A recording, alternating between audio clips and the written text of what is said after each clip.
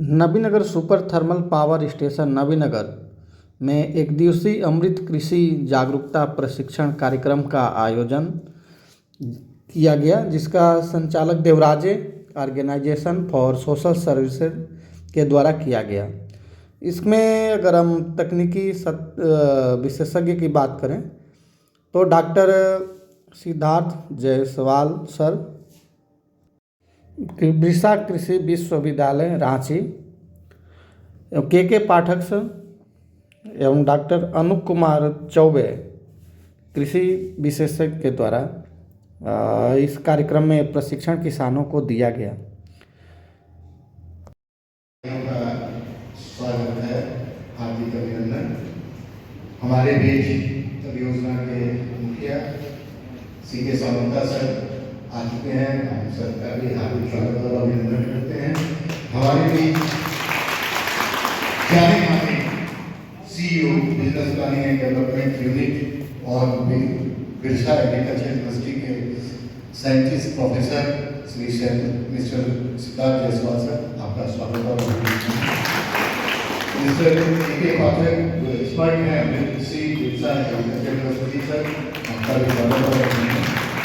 हमारे बीच कार्यक्रम संभव हो पाया है मिस्टर प्रशांत पूजा सेक्रेटरी, आपका भी स्वागत और अभिनंदन।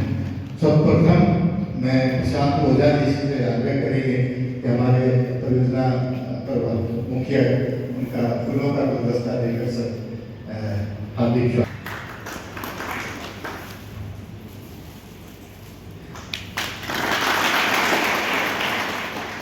हमारे बीच रॉय थॉमस सर से आग्रह है HOHR कि सर जायसवाल सर का फूलों का गुलदस्ता देकर स्वागत करें।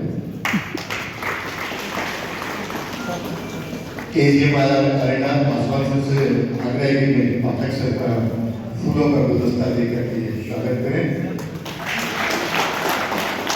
प्रशांत जी आपसे आग्रह है कि हमारे HOHR का फूलों का गुलदस्ता देकर स्वागत करें। प्राची फूलों का गुलदस्ता देकर चौबे जी का स्वागत करें।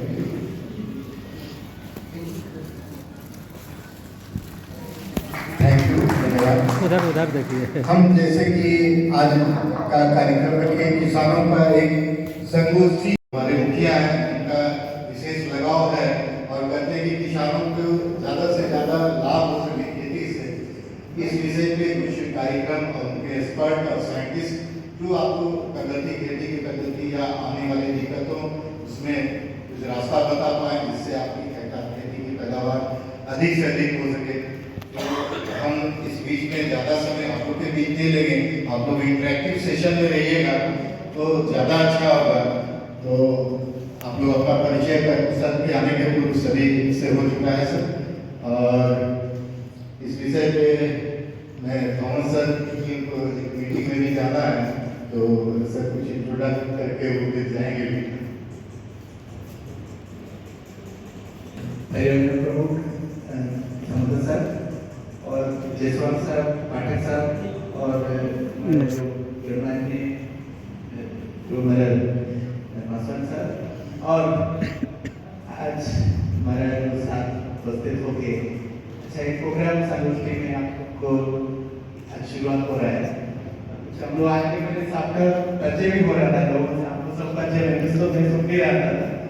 आप लोग प्रोग्राम जो अच्छा से आप उसका लाभ उठाना है, एक्सपर्ट लोग हमारे बीच में आए हैं, तो इससे इतना आपका जो इंटरेक्टिव वे में होगा, मतलब आप लोग जो भी डाउट है आप बच्चे वो बता देंगे तो लोग आपसे भी आप कुछ उनको भी फीडबैक होगी बहुत सारे से। इसका टाइम बहुत लिमिटेड है, आपको फायदा उठाना है, ये मैं इसी से हमारा वाणी इधर कर रहा हूँ। धन्यवाद। धन्यवाद सर। हमारे बीच एक्सपर्ट जो हैं सिद्धार्थ जायसवाल सर, आपसे आग्रह है कि सर उससे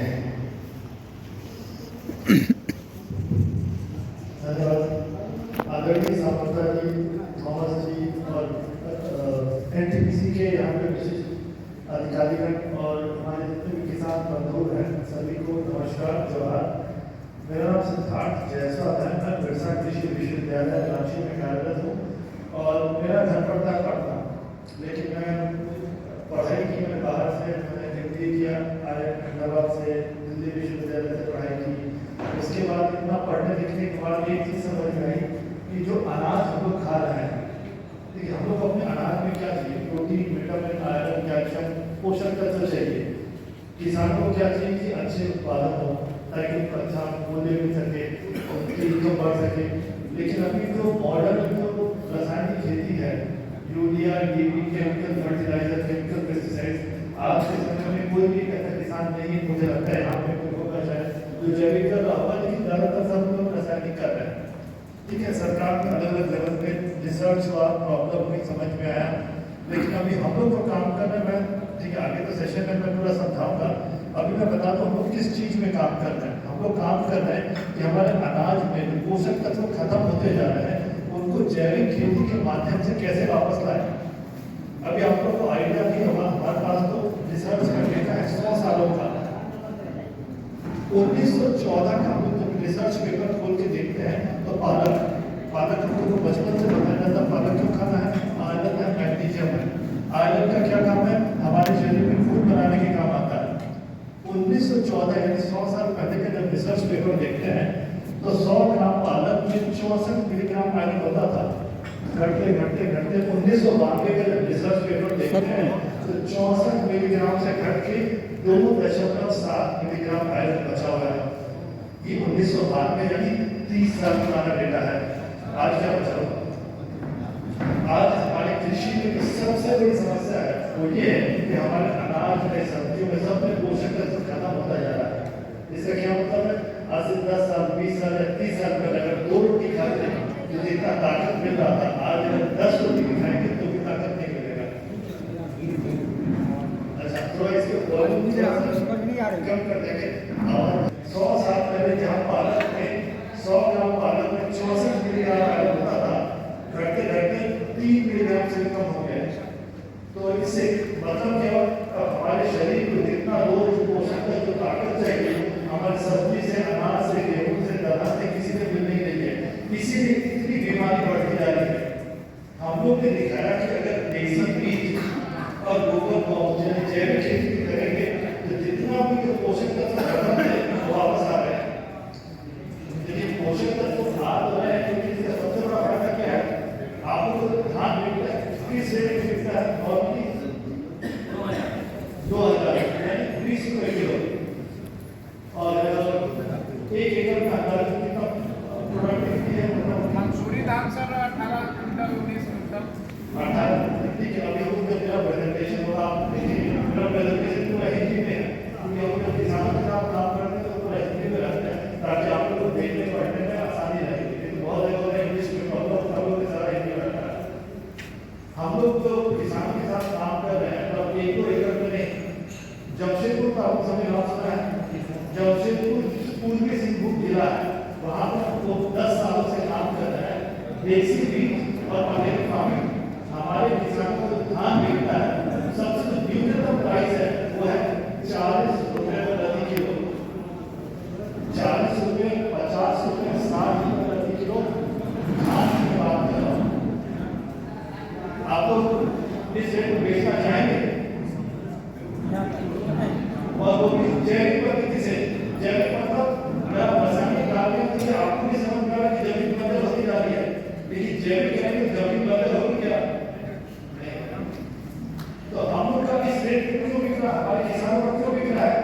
क्योंकि हम लोग ने लैब में टेस्ट करके दिखाया कि अगर हम लोग देसी बीज और जैविक खेती से करेंगे तो जितना प्रोटीन, विटामिन, आयरन, कैल्शियम खत्म हो गया वो सारा वापस आ रहा है। इसके मार्केट में इतना चाहिए प्राइस मिल रहा है। तो अगर आप लोग चाहेंगे एनटीपीसी को सपोर्ट करने का, अगर आप लोग थोड़ा सा इच्छा शक्ति रखेंगे तो आपके यहाँ भी प्रशांत उधर के हैं, बहुत अच्छे लेवल पे करवा सकते हैं। अभी तो हम लोग वहाँ पे जो पूर्वी सिंहभूम जिला में 1 एकड़ नहीं कर रहा है, 650 एकड़ होगा। इस साल पूर्वी जिला में 90 एकड़ में शुरू कराया। तो मार्केट में कोरोना के बाद से सबको समझ में आने लगा है कि दाल चावल भी तो खा रहे हैं, लेकिन अगर इसमें ताकत नहीं है तो हम लोग कचरा खा रहे हैं, शरीर में कोई ताकत नहीं है, इसीलिए बीमारियां बढ़ रही है। तो आज का जो दिन भर का इंटरेक्शन है, मैं आशा करता हूँ इससे आप लोग कुछ फायदा मिलेगा, जानकारी मिलेगी और एक छोटे प्रकल्प जो आप लोग चाहेंगे तो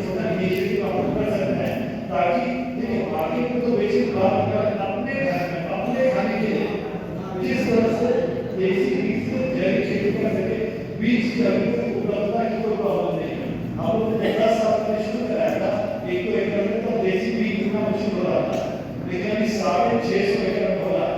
तो अगर किसी को देसी बीज चाहिए, खाद चाहिए, दर हफ्ते हो चुका है। आने वाले समय में और भी अनेक योजना का भी अनुमोदन होता है तो कार्य करेंगे और सतत हम लोग यहाँ पर विकास के काम करेंगे और किसानों के सफलता के लिए हम बड़े कार्यक्रम करें। लेकिन इसमें हमारा आग्रह है कि आप लोग जो भी हमारा प्रशिक्षण होता है वो अच्छाई के लिए होता है। आप एक कदम आगे बढ़ाएं तभी हम 2 कदम आगे बढ़ सकते हैं। हमारे परियोजना के मुखिया हमेशा इस बात से और कभी भी अनुमोदन देने में नहीं हिचकिचाते हैं। जो वेलफेयर का काम होता है किसानों को, हमारे बीच सर हैं परियोजना के इसके समन्वय सर आपसे नमस्कार। सबसे पहले तो मैं धन्यवाद अदा करना चाहूँगा जयसवाल जी का, भास्कर जी का, ऊर्जा जी का, क्योंकि आप सबने जो है हमारी PTC नगर में आया और एक बहुत महत्व काम किया। मैं तो ये समझता हूँ हम लोगों ने आपको सबको आवाज़ जा रहा है, आवाज़ मेरा समझ में आ रहा है। देखिए हमने जो है काफी लोगों से परिचित है, बहुत लोग हैं और हमें बार बार जब आप लोग आते हैं यही बात बार बार बोलते हैं ये यहाँ का जो मिट्टी है बहुत अच्छा उर्वर है, बहुत जो है फर्टाइल लैंड है। आप देखेंगे जो है इस साइड में, और यहाँ पे गेहूँ और धान ये दोनों जो है सबसे मुख्य जो है आपका कृषि है। तो मैं तो बार बार हमारा ड्राइवर से जब भी गाड़ी से जाते रहता हूँ देखता हूँ जो है अभी तो गेहूँ बो दिया और सरसों भी हो रहा है। सबका अभी ग्रीन है, पूरा बिहार हमको जो साउथ बिहार ग्रीन दिखता है। हमें जब अगस्त महीने में आया था तो ग्रीन एकदम धान का पूरा खेती है, तो धान का कटोरी है जिसको होता है। मुझे सबसे पहले जो मैं वेस्ट बंगाल से हूँ, मुझे तो ये आइडिया था बिहार का मुझे रोटी रोटी खाता है, यहाँ पे धान नहीं होता है। अब यहाँ आने के बाद मुझे पता लगा कि धान तो हमारे यहाँ से भी इधर बहुत अच्छा होता है। ठीक है, तो ये बहुत चीज जो गाँव का होता हमने पहले, इसके पहले मैं हरियाणा में हूँ, तो हरियाणा में भी मैं सिमिलर देखा, वहाँ का जमीन उतना अच्छा नहीं था, वहाँ पे बालू हुआ करता है। लेकिन वहाँ पे एक व्यवस्था ऐसा है, आप लोग कृषि में है, मैं इस वजह में एक्सपर्ट नहीं हूँ, मैं केवल आप ही लोगों से खेत वगैरह देखने सीखा हूँ। ठीक है, बचपन में जरूर हमारा भी खेत हुआ करता था बंगाल में और आपने देखा भी है, फसल भी होता था। लेकिन आज के डेट के साथ आज 30-40 साल के पहले के कृषि अगर देखेंगे सब अलग हो चुका है। ठीक है ना, बहुत ही अलग है आप ये देखेंगे। तो मैं ये कहना चाहूँगा जब मैंने हरियाणा में गया और देखा तो पूरी ये अलग है, कृषि व्यवस्था अलग है। आपको किसी को हो सकता है पता हुआ, बहुतों को नहीं पता। तो वहाँ पे गवर्नमेंट ने क्या किया, जो कैनाल का एक जाल बिछा दिया, जैसे होता है ना पानी। देखिए हरियाणा में कोई नदी नहीं, मैं आपको, और बिहार और बंगाल और उड़ीसा यहाँ पे जो है नदी हुआ करता है, गंगा जी भी बह रहा है और भी बहुत सारी उत्तर है और बहुत सारी नदियाँ हैं, पानी तो बहुत है। लेकिन उसी साइड से उतना कैनाल नहीं, लेकिन वहाँ पे यमुनानगर से कैनाल आता है और कैनाल का पानी चारों तरफ एकदम पानी वहाँ पे व्यवस्था करते हैं। और वहाँ पे मैं देखता हूँ दूर दूर में बहुत जगह में आप देखेंगे ड्रिप इरिगेशन की व्यवस्था है, ग्रीन हाउस है, जैसे वो जो पत्ता लगा के वो ढाक के करता है। मतलब आप 2 कदम 10 कदम जाओ तो आपको लगेगा कुछ नया दिख रहा है, ये क्या है, ये क्या है। तो हमारा ड्राइवर जो है वो आपको उतार के लेकर देखिए यहाँ पे अच्छा बोरवेल लगा दिया और सोलर जो है पैनल लगा के वो चलता है। ट्रैक्टर में खेती का आजकल तो आप बिहार में भी मैंने देखा हार्वेस्टर आ गया और आपने हार्वेस्टिंग किया, बिहार में खड़े होकर देखा भी है बगल में गाँव में बदलाया था, ये बगल में लाया था। तो आधुनिक व्यवस्था से वहाँ से कृषि होता है और सबके पास जो ट्रैक्टर है नहीं है तो लोग बड़े पे ले लेता है, कुछ 500 रुपया पर डे उसका ऐसा होता है, कुछ पेट्रोल ले लेता है। इवन मेरा ड्राइवर जो था वो बोलते थे जब मैं 5 बजे उठ के एक जो है 5 किलोमीटर दौड़ लेता हूँ उसके बाद जो है मैं 9 बजे 8:30 बजे तक मैं खेती का काम करके फिर ड्यूटी में आता हूँ। आप समझ लीजिए कितनी सजा है लोग वहाँ पे। प्लस में हर तरीके का सब्जी हो रहा है, गेहूँ हुआ, उसके बाद कपास हो गया, क्योंकि वहाँ पानी ज़्यादा नहीं है तो धान नहीं होता। धान के लिए बहुत पानी चाहिए, जो उन्होंने बताया हुआ सिखाया आप सबसे जो। तो मेरा हमेशा ये इच्छा रहता है कि यहाँ का इतना अच्छा जमीन है तो यहाँ पे अच्छा खेती क्यों नहीं होता है। और हमने अभी जो बेंगलोर में भी जब कभी कभी जाता हूँ तो देखता हूँ वहाँ पे डिफरेंट तरीके का जो है नॉर्मल जो कृषि से लोग हटके कृषि कर रहा है। तो हम देखते हैं वहाँ पे फूल का जो है और जमीन पे जमीन मतलब जो है बिना से बिना लोग फूल का कृषि कर रहा है और उससे जरूर जो है लोगों को अच्छा सा आमदनी हो रहा है, तभी वो जो है फूल का कर रहा है और वो जो है मार्केट में जा रहा है, लोगों को अच्छा सा लाभ मिल रहा है।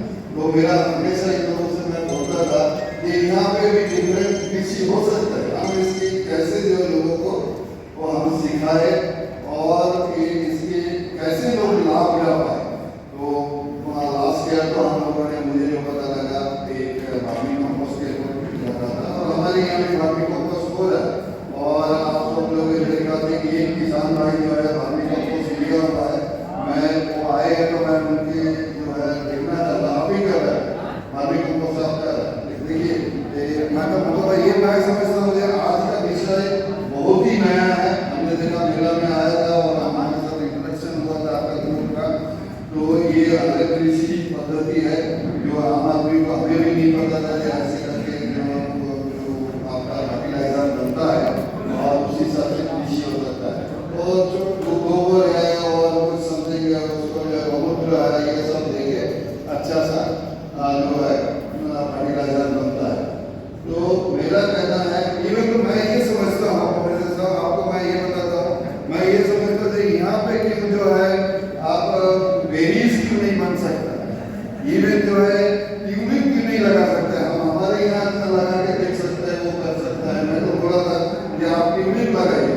हमने देखे कि आप भास्कर भवन के सामने हमने सरसों भी लगाया, उस इलाके में पहले जो है आपका एलिफेंट ग्रास बड़े बड़े ग्रास घास हो रहा वहाँ पे। तो हमने जो है वहाँ पे मैंने स्पेशल इनिशिएटिव लेके वहाँ पे ट्रैक्टर चला के सरसों किया। लेकिन ठीक है पहले साल हो सकता है उतना अच्छा नहीं हुआ है। तो मैं ये देखता हूँ जो यहाँ पे अच्छा जानकार भाई है, हो सकता है आप अगर थोड़ा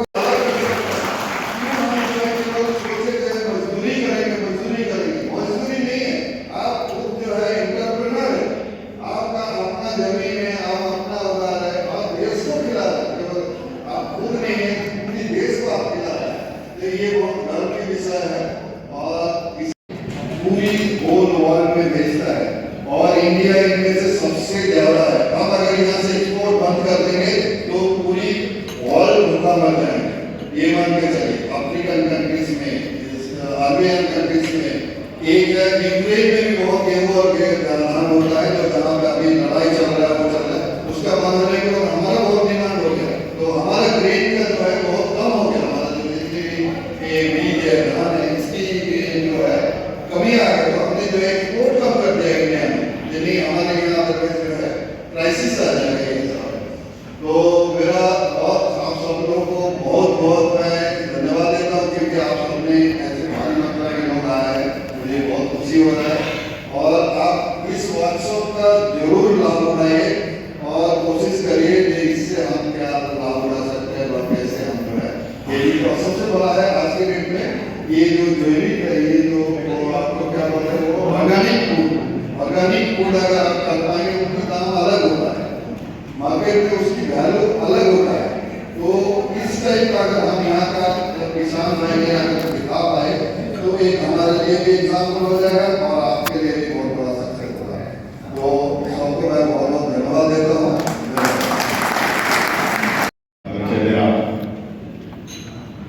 अब मैं आपकी भाषा में बात करूंगा, तैयार हैं? मैं आप लोगों के लिए ओपन सेशन होगा जो लगभग 30 से 40 मिनट का होगा। उसको नोट करके रखिए, जो भी प्रश्न आएगा मन में उसको नोट कीजिए, जरूर पूछिए ताकि आपका शंका का समाधान हम लोग कर सकें। अब कुछ कुछ मैं सवाल पूछ रहा हूँ, उसका जवाब देंगे। सबसे पहला, आप लोग के घर में जिनके घर देसी गाय है वो हाथ उठाए। देसी गाय, ठीक है। जिनके घर में जर्सी गाय है वो हाथ उठाए। बहुत कम है। जिनके घर में भैंस है वो हाथ उठाए। बहुत अच्छा बात है। तो अभी मैं जो बताने वाला हूं, ये गौ आधारित कृषि, गौ आधारित कृषि। अभी हम लोग जो गाय रखते हैं वो रखते हैं दूध के लिए। कितना दूध देवे देवा बाबू? 3 लीटर देवे, 4 लीटर देवे। सिर्फ दूध का बिल लगाते हैं। असली सोना गोमूत्र है। दूध 5% है, मिल जा रहा है, बोनस है, जरूर लाभ लीजिए। लेकिन जो असली ताकत है वो गोमूत्र में है, और मैं उसी को बताने वाला हूँ। एक चीज बताएंगे, आप लोग बरसात के दिन में गाय रखते हैं तो निश्चित है कहीं गोबर स्टोर करते होंगे, रखते होंगे। तो बरसात के दिन में गोबर के ढेर में टमाटर उगा हुआ कितने लोग देखे वो गया है? उसको भूलते पत्ते कितने लगते थे पता है? उसका भी, उसका दुधाई बड़ा कौन करता? कोई नहीं करता, लेकिन वो अपने आप पता है। अरे बहुत लोग देखे होंगे जिनका खबरा का ढलाई बना हो गया है। कभी अधिक वर्षा होती है तो छप्पर के ऊपर भी धान हो जाता है। ऐसा देखे हैं? आप भूखा हुआ भी देखे होंगे हैं?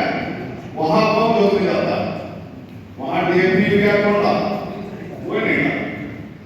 दूसरा, आप लोग जो जंगल घूमे होंगे, जंगल घूमे हैं? कितने लोग घूमे हैं?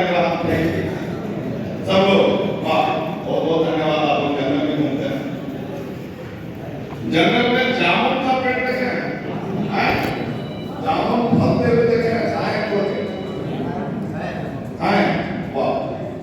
हमको ये बताइए, उस जामुन के पेड़ के नीचे जुताई बुनाई कौन करते जाता है? कोई नहीं करता। और हर एक साल फल दे रहा, अब भरपूर फल दे रहा। आंवला तो कहने का मतलब है कि जिसमें जुताई बुनाई नहीं हो रहा है वो लगातार अच्छा फसल दे रहा है। और हम लोग लगा के परेशान हैं। 40 किलो चना हो रहे हैं, 2 क्विंटल रुपए दे रहे हैं, यही है ना?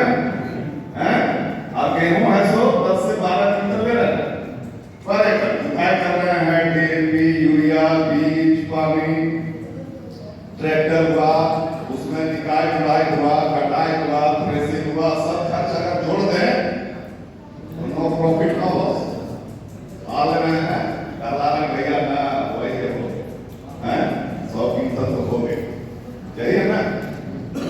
तो आइए हम लोग प्रकृति से जुड़ना पड़ेगा। हम लोग अभी क्या है, बीच की स्थिति जो है, जब द्वितीय विश्व युद्ध हुआ, जब द्वितीय विश्व युद्ध में बहुत से विदेश में क्या हुआ, उनका मिट्टी बंजर हो गई।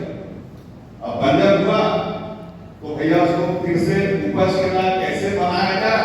तो वहां के वैज्ञानिकों ने कुछ रिसर्च किया, और रिसर्च करके केमिकल खाद बनाया। तो भैया जब यहाँ बन गया है, फिर यहाँ बेचेगा, मार्केट चाहिए ना उस मिट्टी को हटाने के लिए, तो उसको खाद के रूप में दिया गया। तो आ गया इंडिया, भारत आ गया। भारत आके यहाँ लोगों को बताया गया कि इस केमिकल खाद को फसल में बोएंगे तो उपज अधिक है। कंपैरिजन के लिए एक प्लॉट में डाला गया और दूसरे प्लॉट में नहीं डाला गया। तो जब खाद डाला, जिसमें डाला गया था उसमें बहुत बड़ा अंतर दिखा, और जिसमें नहीं था तो उसमें बहुत अच्छा नहीं दिखा। तो धीरे धीरे लोग जो बड़े बड़े थे, खास करके गाँव में जो मुखिया जी थे, जो मानित लोग थे, उनके खेत में जाकर इस तरह का प्रयोग किया गया तो बड़ा उपज अंतर दिखा। मुखिया की चुकी लगा रहे हैं तो हमको भी लगाना चाहिए हैं। और देखा देखी क्या हुआ कि सब लोग लगा, लेकिन वो जो कंपनी आई थी यहाँ सरकार को एडवाइस की थी, एडवाइजरी दी कि भैया इसको पानी वाला जमीन में देना है। आप लोग क्या विश्वास जमीन होगा, सबके सब सिंचित है सूखा जमीन है। तो वो बताया कि नहीं, ये जो इरिगेटेड लैंड है, जो पानी वाला सिंचित जमीन है, उस जमीन में खाद का प्रयोग करना है। लेकिन यहाँ कंपटीशन हुआ, भाई जी फसल हरा दिखा, एक बोरा डाले पूरा अपना मोच नीचे का है, 1.5 बोरा डाले हैं और हरा दिखेगा। अब जमीन का ताकत है तो सीमित है। अब हम लोग फसल उससे लेना है, जमीन से। धरती माता जो है, ये माता है, ये सजीव है, ये निर्जीव नहीं है। ये हम लोग सोचना छोड़ दिए कि मैं खाद डालेंगे लूट लेंगे, फसल नहीं लेंगे लूट लेंगे। अभी हमको 20 से 30 क्विंटल नहीं, अभी 30 क्विंटल चाहिए, 30 नहीं तो फिर 40 क्विंटल चाहिए। फिर क्या हुआ, बड़ी बड़ी विदेशी कंपनियां आई, हाइब्रिड बीज लेकर ये इतना लगाएंगे, 6 किलो खाद लगाएंगे तो 1 एकड़ में हो जाएगा। धीरे धीरे बीज का मात्रा बढ़ता गया, 6 किलो में 1 एकड़ नहीं होता। तब फिर क्या हुआ, 8 किलो। किसान थोड़ा थोड़ा बढ़ता है, 1 किलो और एक्स्ट्रा है, 10 किलो तक आ गया। फिर जो बोलते थे नहीं 1 एकड़ में कितना 35 से 40 क्विंटल ऐसा बताते थे। घटते घटते घटते घटते अभी झारखंड में 18 से 20 क्विंटल का बहुत से किसान खेती छोड़ दे रहा है। खर्च जो लागत अधिक आ जा रहा है, उसका रिटर्न मिल नहीं रहा, तो भैया ये टिकाऊ खेती नहीं है, मुनाफा वाला खेती नहीं है। क्योंकि झारखंड में क्या है कि वहाँ नकदी फसल कैश क्रॉप ज्यादा, यहाँ थोड़ा कम। आप लोग मुख्यतः धान, गेहूँ, चना ये मुख्य फसल हुआ, लेकिन वहाँ क्या है, वहाँ मक्का उगाते हैं, टमाटर और वेजिटेबल का बहुत बड़ा मार्केट और अपलाइन ज्यादा है, अच्छा जमीन है, बदल से है। तो अभी अगर आप लोग चाहते हैं फिर से, जैसे यहाँ अगर कोई दूर से आए तो फाइनली तो औरंगाबाद से आए, कौन औरंगाबाद से आए, औरंगाबाद से आप आए हैं और जिस बस में हम शायद मान लीजिए बस आए हैं, ऐसे अपना साधन हो सकता है, बस में सवार हुए और बस ही खराब है, तो यहाँ पर पहुंचेंगे नहीं। तो क्या कहेंगे, तो झगड़ा करेंगे, या ड्राइवर तुम ठीक आदमी है, तुम ज्यादा पैसा ले लिया है, खलासी तुम सीट से सीधी नहीं बजाया। एक्चुअली क्या है, बस ही खराब है। हम लोग क्या कर रहे हैं कि DAP, urea, potash, MOP, SSP, मेलिविटम, जिंक, फास्फोरस अनेकों तरह का खाद होता है, उसको डाल डाल के इसको जो मृदा शक्ति है, जो उपज का देने का क्षमता है, वो लगभग समाप्त कर दिए हैं।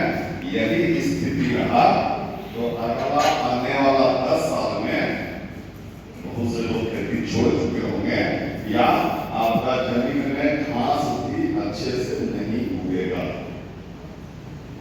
थोड़ा सा पीछे चलो, हम लोग का याद होगा 1947 में सर में सिद्धार्थ जी ने हमारे सामने, आप लोग स्क्रीन में दिखेगा कि भारत देश जब आजाद हुआ था तब हमारा धान गेहूं का उपज कितना था। अभी हम एडवांस टेक्नोलॉजी में क्या है, एक से एक बीज है, एक से एक खाद है, और मेरा उपज कहाँ आ गया है।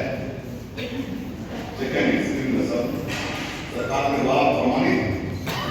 तो इस स्थिति को अगर बदलना चाहते हैं तो 1955 में भारत सरकार एक पुरस्कार देती थी, कृषि पंडित का पुरस्कार देती थी। उस समय जो पुरस्कार दिया गया है वो 1 एकड़ में था, जहां हाइब्रिड भी है। आश्चर्य होगा कि 1 एकड़ में लगभग 56 क्विंटल प्रति एकड़ देसी बीज से उपज होता था। उसमें कोई डीएपी, कोई यूरिया, कोई खाद नहीं डाला, सिर्फ गोबर गौमूत्र से होता था। और अभी क्या है कि हम नगद पैसा लगा लगा के ये भी हम समझते हैं 10-12 सौ रुपये बोरा, 1400 रुपये बोरा है, यूरिया 300 से 400 रुपये ब्लैक में मिलता होगा, वो मिलता है। तो घर का जो बक्सा में पैसा रखा हुआ था वो बाजार में दे दिए। आप ऊपर से हम संतुष्ट नहीं है, खेती मतलब अनसिक्योर। दूसरा चीज है, आज सबों के दिमाग में बैठ गया है, पहला प्रायोरिटी है कि भैया नौकरी मतलब सरकारी है। डॉक्टर है तो अपना बेटा डॉक्टर बनाना चाह रहा है, इंजीनियर अपना बेटा इंजीनियर बनाना चाह रहा है, नेता अपना बेटा को नेता बनाना चाह रहा है, लेकिन किसान अपना बेटा को तो अब बताइए, ये जो है जब तक धरती है तो धरती है, यहाँ जब तक लोग हैं तो पेट को अन्न से भरने वाला, उसका कोई विकल्प है? और सब्जी दाल अनाज जो है उसका विकल्प कुछ नहीं है। हर हाल में जब तक मनुष्य है तब तक खेती होगा ही होगा। अभी बीच का थोड़ा सा पिछले बार क्या था, थोड़ा सा अनाज का संकट था, थोड़ा हरित क्रांति लाने के चलते जरूरत था उसको तो उपजा ली, लेकिन अब जरूरत है कि उपज के साथ साथ स्वास्थ्य भी चाहिए। आज देखिए एक समस्या आप लोग देखे होंगे कि खासकर भाई आप युवा होंगे, आप युवा होंगे 18-20 साल 25 साल के, तो देखे होंगे सीमित मात्रा में डॉक्टर, कहीं कहीं डॉक्टर दिखते हैं, कहीं कहीं दवा दुकान दिखता हो, मेडिसिन स्टोर, कहीं कहीं मेडिकल कॉलेज दिखता हो। आज देखिए हर 5 से 10 किलोमीटर में डॉक्टर हैं, हर 2 से 3 किलोमीटर दवा दुकान है, बहुत सारे डॉक्टर हैं, बहुत सारा मेडिकल कॉलेज है।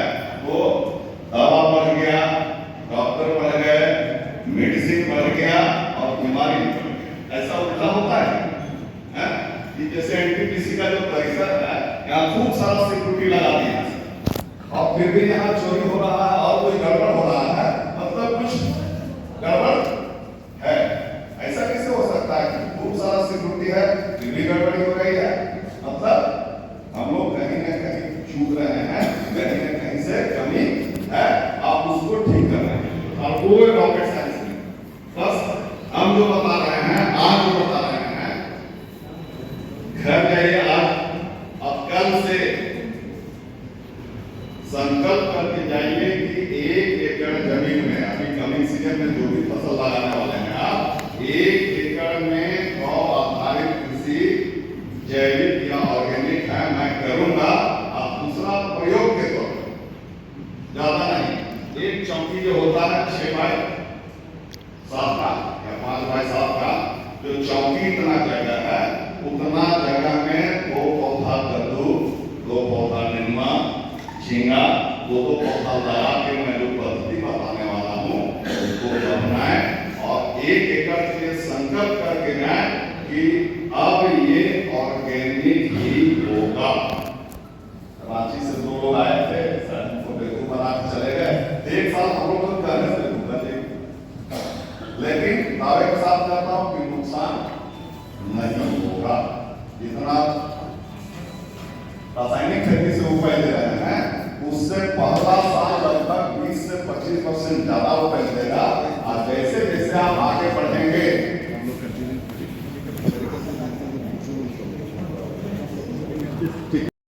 वो भी नहीं है तो भैंस का, ठीक है, कोई गलती नहीं।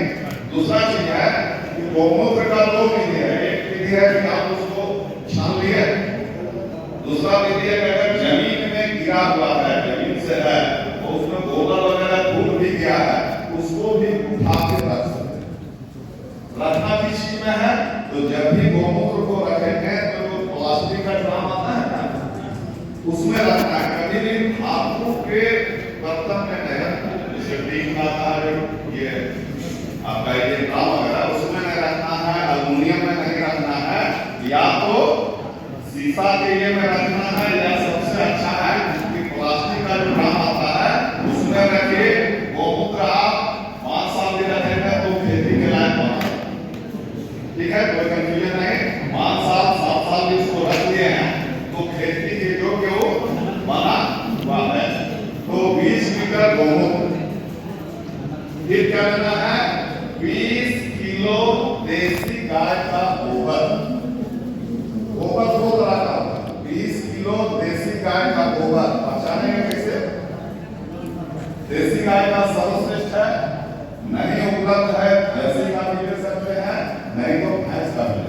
ठीक है, लेकिन जो सर्वश्रेष्ठ है वो देसी गाय का गोबर। गोबर पहचानने का तरीका भी, देसी गाय जब भी गोबर देगी तो देखिएगा उसको इस तरह से उठा सकते हैं, ठीक कर सकते हैं, लेकिन जर्सी गाय का है तो समेटना पड़ता है, समेटना पड़ता है, मतलब कोई गड़बड़ है, कोई गड़बड़ है। और भैंस का भी उसी तरह का, उसमें सारा बताएंगे आपको क्या बताना है, उसमें नहीं आ रहे हैं। तो 20 किलो गोबर और आधा किलो देसी गुड़, क्या करना है? आधा किलो देसी गुड़। अगर आपके पास साधन है, अगर आपके पास साधन है तो 150 लीटर पानी में, बड़ा ड्राम अगर आपके यहाँ है तो 150 लीटर सादा पानी लेंगे। क्या लेंगे? सादा, जो बोरी का पानी, कुआं का पानी, नहर का पानी, कोई भी ले सकते हैं। पानी में लेके, जैसे मेहमान आने के बाद हम लोग शरबत बोलते हैं, सबसे पहले गुड़ को उसमें घोलेंगे, शरबत में बनाने के उसको जरूर घोलेंगे। ऐसा नहीं कि मैं अपने भूल जाएगा, ये थोड़ा सा आलस बना होता है कुछ लोगों का, वैसा कभी नहीं करेंगे। जब भी करेंगे तो एक बाल्टी में, मग में आधा किलो गुड़ को घोल के शरबत बनाने में पाना नहीं है, ये ध्यान रहेगा। वो 150 लीटर पानी में उसको घोल दीजिए पूरा, कि उसमें क्या है, उसको गोबर को भी पानी में घोलते हैं, उसी 150 लीटर पानी गोबर को भी घोल दीजिए। और अंतिम में है सो गौमूत्र को मिलाना। अंतिम में क्या मिलाना है? आप लोग लगता भूख लग गया, थोड़ा जोर से बोलिए, गौमूत्र मिलाना है। अंतिम में क्या मिलाना है? गौमूत्र मिलाना है। कितना क्या क्या हम बताए, आप लोग नहीं लिखेंगे तो फिर से लिखेंगे। 20 लीटर गौमूत्र, 20 केजी देसी गाय का गोबर और आधा किलो गुड़। क्या लेना है? आधा किलो गुड़। सबसे पहले क्या करेंगे? गुड़ को है सो शरबत के जैसा घोल देंगे। उसके बाद क्या है सो गोबर को घोलेंगे और अंत में है सो गौमूत्र मिला देंगे। और इसको रखना है छाया जगह में। कहाँ रखेंगे? छाया जगह में रखेंगे, सीधा धूप नहीं मिलना। अब क्या करना है, आप लोग घर क्या करोगे, इतना बड़ा 2 हाथ का डंडा होगा, 2 से 3 हाथ का डंडा, ये जब खोल लिए हैं तो उसको 100 बार चलाना है, 100 बार की। कितना चलाना है? 100 बार चलाना है। कैसे चलाना है? तो 10 बार सीधा, 10 बार उल्टा, 10 बार सीधा, 10 बार उल्टा, ऐसा करना है। 100 बार में 10 महीने 100 हो गया। ऐसा करना है सुबह और शाम, ऐसा करना है मात्र 3 दिन। कितना दिन करेंगे? सुबह शाम डंडा से 100 बार घुमाना है और 3 दिन उसको रखना है। सुबह शाम 3 दिन 6 का, बीच में भी चला सकते हैं, माना नहीं, लेकिन 2 बार से कम चलाइएगा तो जितना अच्छे से तैयार होना चाहिए उतना अच्छा से तैयार नहीं हो पाएगा। 2 बार चलाएंगे तो तैयार। अब क्या करना है कि चौथा दिन आपको क्या करना है कि अगर बर्तन है तो 50 लीटर पानी और है, ठीक है ना, मतलब 200 लीटर पानी। और ये 1 एकड़ जमीन के लिए बता रहा, सपोज कि आप धान का रोपाई करने जा रहे हैं, ठीक है, तो पहले आप बीड़ा करते हैं, नर्सरी होगा वो करते हैं। तो जमीन जो जुताई हो गया है, आपके घर के अगल बगल में टूटा हुआ झाड़ू, कोई नकदी खरीदने का चक्कर नहीं, हम लोग का खेती सब टूटा हुआ झाड़ी रहता है, जो 200 लीटर इस पानी में था, 150 प्लस 50 दिए और 20 लीटर पहले गौमूत्र था, तो टोटल कितना हो गया? 220 लीटर। कितना हो गया? 220 लीटर हो गया। 1 एकड़ जमीन में जो जुता हुआ है या बिना जुता, ठीक है ना, जुता हुआ है तो ज्यादा अच्छा है, नहीं जुता हुआ है तब भी काम करेगा, लेकिन शर्त है कि उस जमीन में नमी, क्या है? नमी, आधार में नमी, सूखा जमीन में काम नहीं है, नमी है, उसको जो 220 लीटर आपका अमृत जल तैयार हुआ है उसको सिर्फ झाड़ू से छिड़काव कर दे। 20 किलो गोबर 1 एकड़ के लिए पर्याप्त है। इसमें कितना पैसा लगेगा?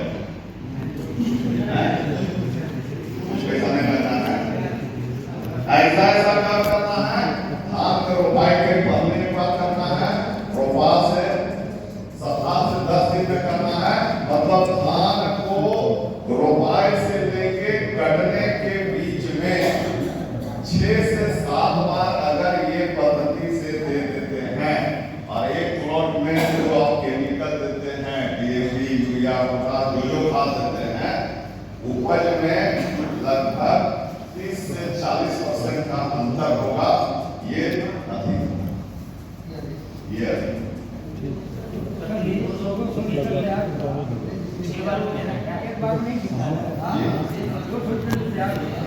मीटर पे यार एक ही बार में छिड़काव करना है, झाड़ू से छिड़काव करना है, झाड़ू से 1 एकड़ एरिया में छिड़काव करना है।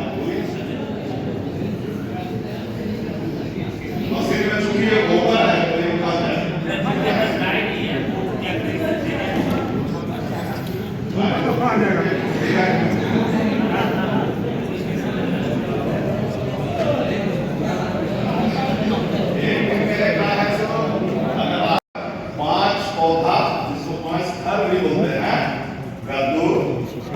नेनुआ, जिसको सोंदराट बोलते हैं, झींगा, करेला, इस तरह का सब्जी और 100 पौधा भिंडी, कोई भिंडी को एक किसान दिया, तो 100 पौधा भिंडी इसका प्रयोग करना है, जिसके लिए मैं दूसरा पन्ना लिखिए, पन्ना खोल दीजिए और लिख दीजिए सब्जी फसल के लिए।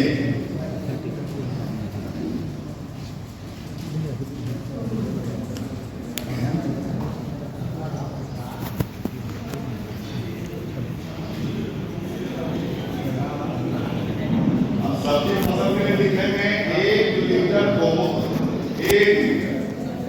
ये तो आसानी से मिल जाएगा, इसके अंदर थोड़ा मेहनत है, ताकि आपका विश्वास बढ़े कि नहीं ये अमृत कृषि है, ये सर्वोत्तम कृषि है। तो 1 लीटर गोमूत्र, 1 किलो देसी गाय का गोबर। हमारे पास देसी बोलते हैं, देसी सब है, बाकी में समझ गया है।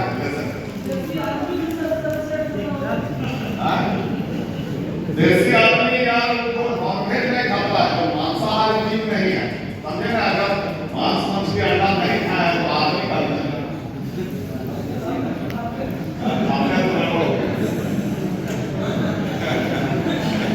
1 किलो गोबर और 50 ग्राम गुड़।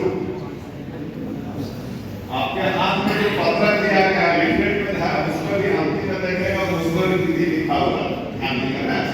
तो क्या करना है, 1 लीटर गोमूत्र, 1 किलो गोबर, 50 ग्राम गुड़, 10 लीटर पानी में। कितना में? 10 लीटर पानी में। सबसे पहले क्या करेंगे, गुड़ को सबसे पहले जो 50 ग्राम गुड़ है, ऐसा मत कहिए कि अरे वो थोड़ा सा लग रहा है, आप कीजिए और थोड़ी खेती करते हैं, लोग तो बड़े लिखे आदमी लोग खेती क्या जानते हैं, आप खेती करने को पड़ गया ना, ध्यान रखिए। और लगभग 75% अनुभव है अपने पास, इसलिए जो मैं बता रहा हूँ परफेक्ट बता रहा हूँ, सिर्फ आप लोग प्रयोग कीजिए और कहेंगे कि मैं बहुत अच्छा पद्धति है। तो 1 लीटर गोमूत्र, 1 किलो गोबर, 50 ग्राम गुड़, 10 लीटर पानी में पहले शरबत के निशान बोल, अंत में गोमूत्र मिलाएंगे। रखना है वही प्लास्टिक वगैरह के बर्तन, समझे ना, डाला वगैरह आता है उसमें रखेंगे और सुबह शाम ठंडा से 100 बार उसको भी चलाना है, 10 बार सीधा 10 बार उल्टा। ऐसा करना है मात्र 3 दिन, और 3 दिन के बाद चौथा दिन क्या करना है, उसमें 200 लीटर पानी मिलाना, 100 लीटर पानी मिलाना। अब कहेंगे हो सकता है बहुत से ऐसे किसान होंगे जिनके पास बड़ा सा ड्राम उपलब्ध नहीं, ऐसा है ना, तो 10 आने के लाने जो है बाल्टी वगैरह में है, आपके घर में लोटा, प्लास्टिक का मग या कुछ भी नापने का सामान है, उससे 1 मग अमृत जल लीजिए और 10 मग जिस पात्र से आप 1 मग दिए हैं उससे 10 मग है सो सादा पानी मिला दीजिए, नॉर्मल पानी मिला दीजिए। और जो घोल हो गया है, वो जो अभी कद्दू, करेला, खीरा, झींगा, नेनुआ, भिंडी जो होते हैं, उसमें सिर्फ सप्ताह में 1 बार सिंचाई कीजिए, बाकी नॉर्मल पानी से सिंचाई कीजिए। और देखिए जिस दिन से डालेंगे उसके चौथा दिन में पौधा में प्रभाव आपको दिख जाएगा कि हाँ ये अमृत जब काम कर रहा है अथवा नहीं कर रहा। थोड़ा सा प्रयोग के तौर पर धनिया भी हो सकता है, अभी धनिया है, कुछ भाई लोग ज्यादा का खेती भी करते हैं, तो धनिया में देखिएगा आजकल बाजार धनिया खरीदे, धनिया पत्ता तो देखने में तो हाँ खूब बढ़िया लगता है, लेकिन चटनी जिसे पता नहीं सुगंध कहाँ गायब है पता ही नहीं चलता। पहले क्या था कि इस घर में बन रहा है तो 2-4 घर बगल में पता चलता है धनिया चटनी बनी है, अगर वो खा रहे हैं हमें पता नहीं चलता है कि धनिया चटनी दिखा। पहले क्या था कि फूलगोभी का सब्जी भात हम लोग खूब खाते थे, हैं? बहुत आनंद से खाते थे। अभी दाल भात को सब्जी भी मुश्किल से बना जाता है, क्योंकि स्वाद खत्म हो गया है। हम लोग रासायनिक खाद प्रयोग करने के बाद उपज तो है थोड़ा बहुत, लेकिन स्वाद तो बिल्कुल ही नहीं। और वही खाने से केमिकल खाना खाने से क्या क्या हो गया हम लोग को।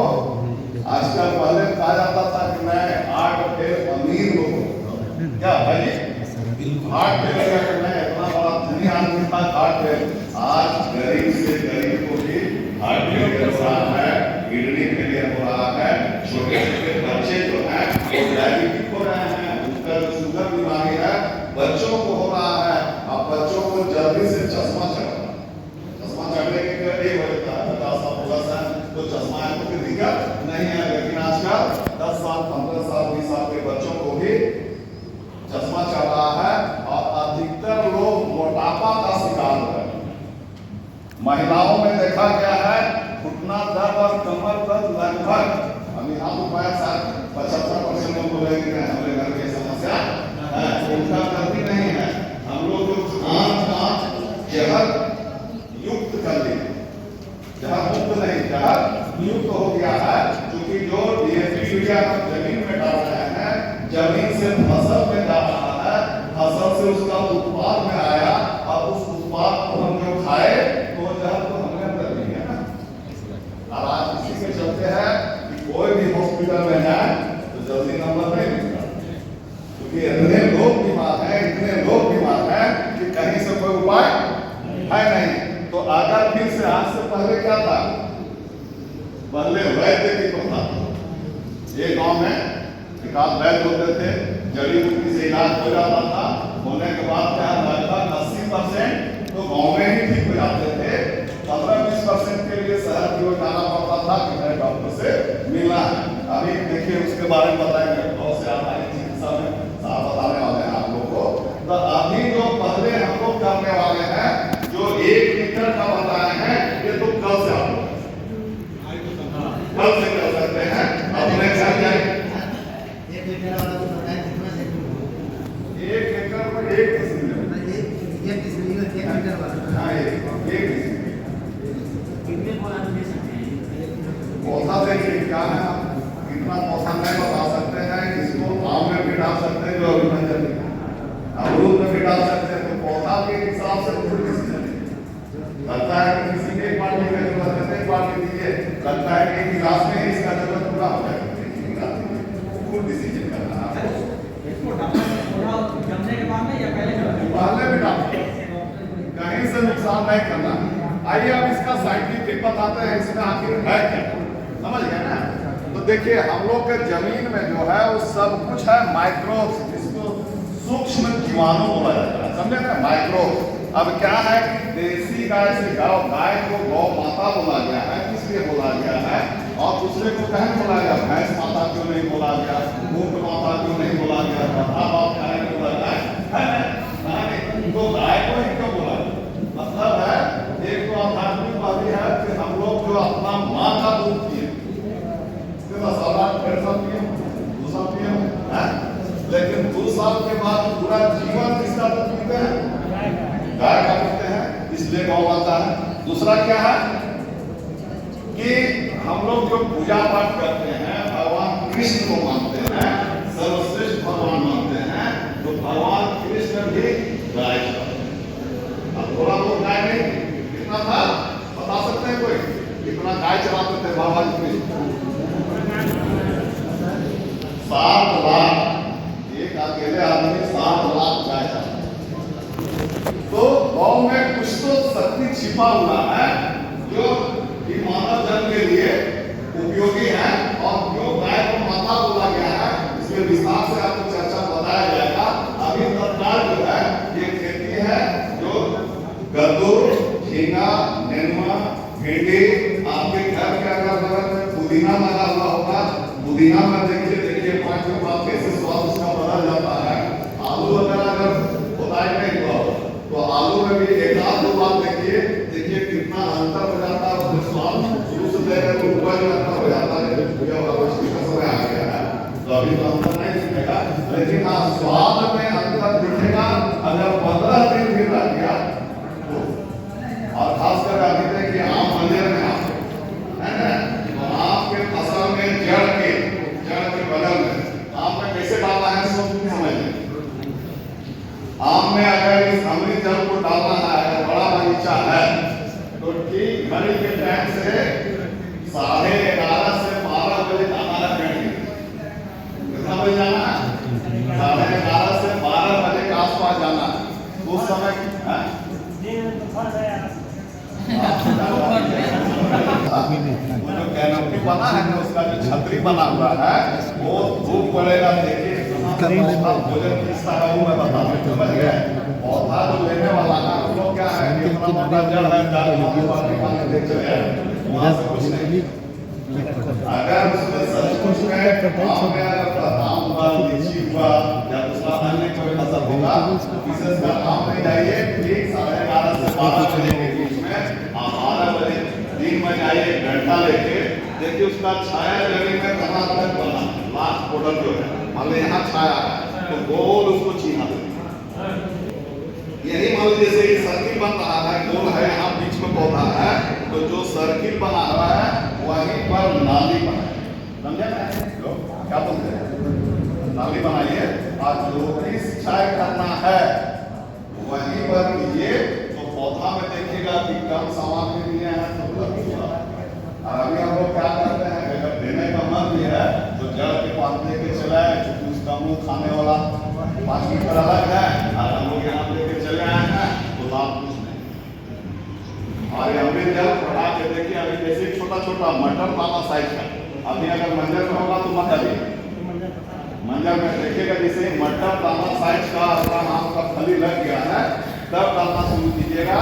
देखिए कितना तेजी से विकास होता है और कितना उसका स्वाद बढ़ जाता है। मेरा खुद का 2.5 एकड़ में आम का बगीचा है और रांची में लगभग जितने भी अच्छे लोग हैं, वीआईपी लोग हैं, वो लगभग पूरा रांची मेरे बगीचा का और एकदम दीवाना है। देश से लेकर विदेश तक सफाई जाता है और ड्यू टू स्वाद बाजार में ठेला में 50 रुपया बिक रहा है, लेकिन मेरा 100 रुपये किलो बिक रहा है और हम पूरा नहीं सकते। और पकने का भी आशा में देख रहे हैं, पकने की कोशिश है, हम बता रहे हैं अब हमको कुछ डालने की जरूरत है, कोई कैल्शियम कार्बाइड वगैरह डालने की जरूरत नहीं है, और जाता है खूब खाते हैं। तो आम के फसल में ये अमृत जल अभी प्रयोग करके देखिए, आगे देखिएगा धीरे धीरे आप लोग बहुत बार आने वाले हैं, तो बहुत तरह का प्रशिक्षण देंगे और इसको प्रयोग कीजिए। आप प्रयोग के तौर पर जो 1 लीटर गोबर, 1 किलो गोमूत्र, 50 ग्राम गुड़, 10 लीटर पानी में घोलने के बाद 3 दिन चलाना है। चौथा दिन 100 लीटर पानी या 10 गुना पानी में मिलाने के बाद जो भी फसल आप लगा रहे हैं उसमें प्रयोग करना शुरू कर दीजिए, अपने आप ऊपर बढ़ते जाएगा। और जैसे जैसे आप उसमें डालना शुरू करेंगे एप्लीकेशन अप्लाई करना शुरू करेंगे वैसे मेरा बैकग्राउंड है, मैं सिद्धार्थ जायसवाल मेरा घर पटना पड़ता है और हम लोग का वहाँ पे पटना में केमिकल पेस्टिसाइड उसका व्यवसाय है। पटना में 1960 से कुछ नहीं रहता, मेरे दादाजी भी करते थे, पिताजी भी करते थे, मेरा छोटा भाई भी करता है। लेकिन हम लोग कृषि के क्षेत्र में किसी रासायनिक खाद या कीटनाशक का उपयोग नहीं कर पाते हैं। शहरों में लोग रहते हैं तो बिल्डिंग सब बनती है, उसमें नीचे दीपक लगता है, बहुत सारे गोडाउन होते हैं, वेयर हाउसेज होते हैं, उसमें बहुत सारे कीड़े मकोड़े लग जाते हैं, बहुत सारे गोडाउन चूहे आके डैमेज करते हैं, उनका पेस्ट कंट्रोल करते हैं। तो मेरा बैकग्राउंड है, मैंने रासायनिक पेस्टिसाइड्स के साथ साथ अपना काम शुरू किया, लेकिन जब काम शुरू किया धीरे धीरे समझ में आया इससे हम लोग के स्वास्थ्य पे कितना गहरा प्रभाव पड़ रहा है। हम लोग जितनी बीमारियां बढ़ रही हैं, ज्यादातर केसेस में हम लोग कभी अच्छा अभी भारत में सबसे बड़ा हॉस्पिटल कौन सा है? दिल्ली का एम्स है, आपको मालूम है? अभी हम लोग दिल्ली में एम्स में डॉक्टर से उनके साथ काम कर रहे हैं।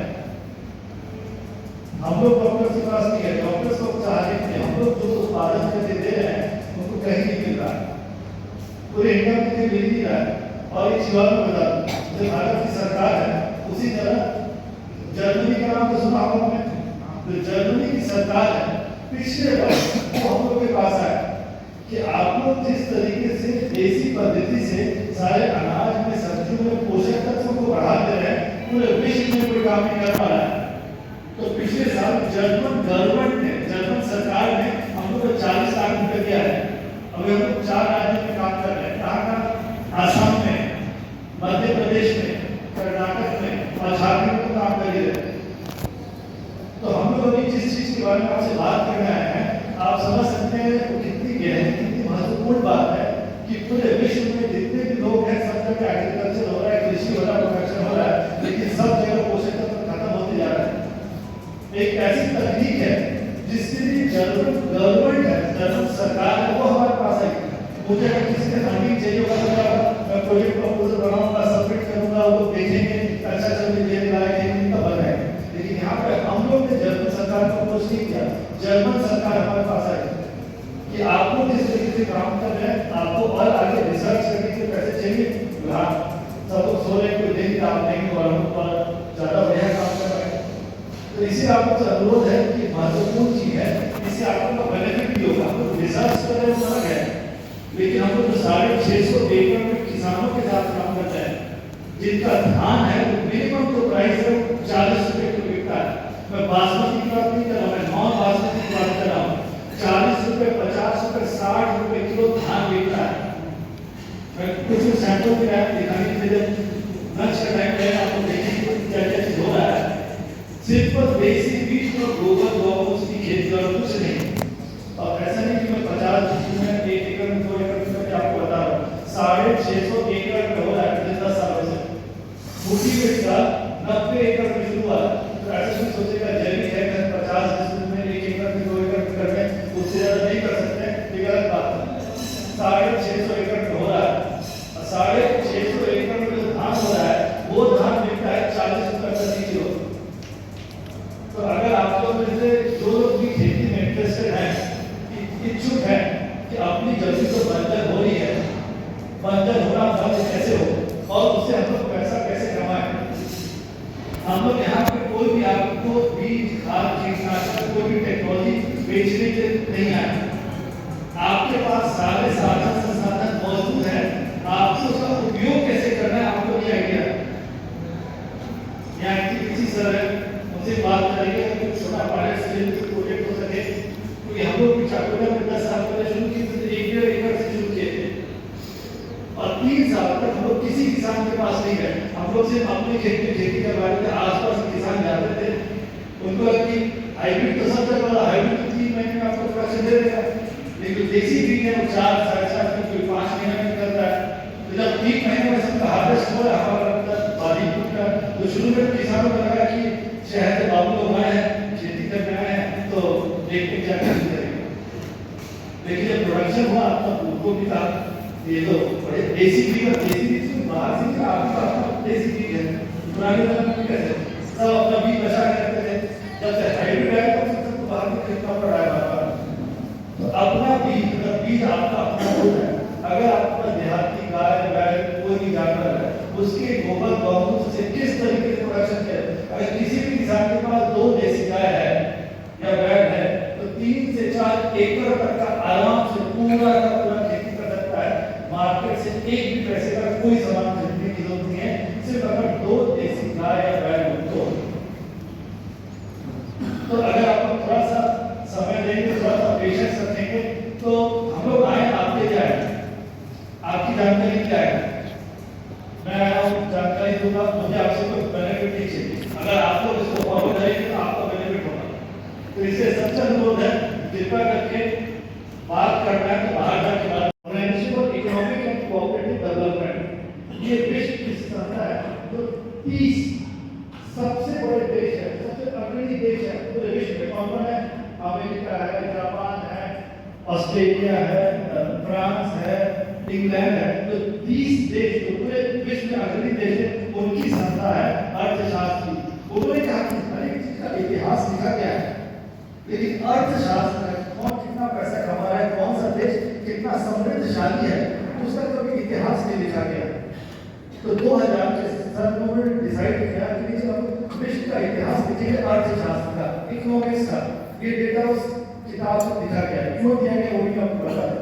इसमें क्या दिया हुआ है आप समझिए। सकल घरेलू उत्पाद, जीडीपी क्या होता है? सकल घरेलू उत्पाद। इसका मतलब एक देश में साल भर में कितने रुपए का व्यापार हुआ।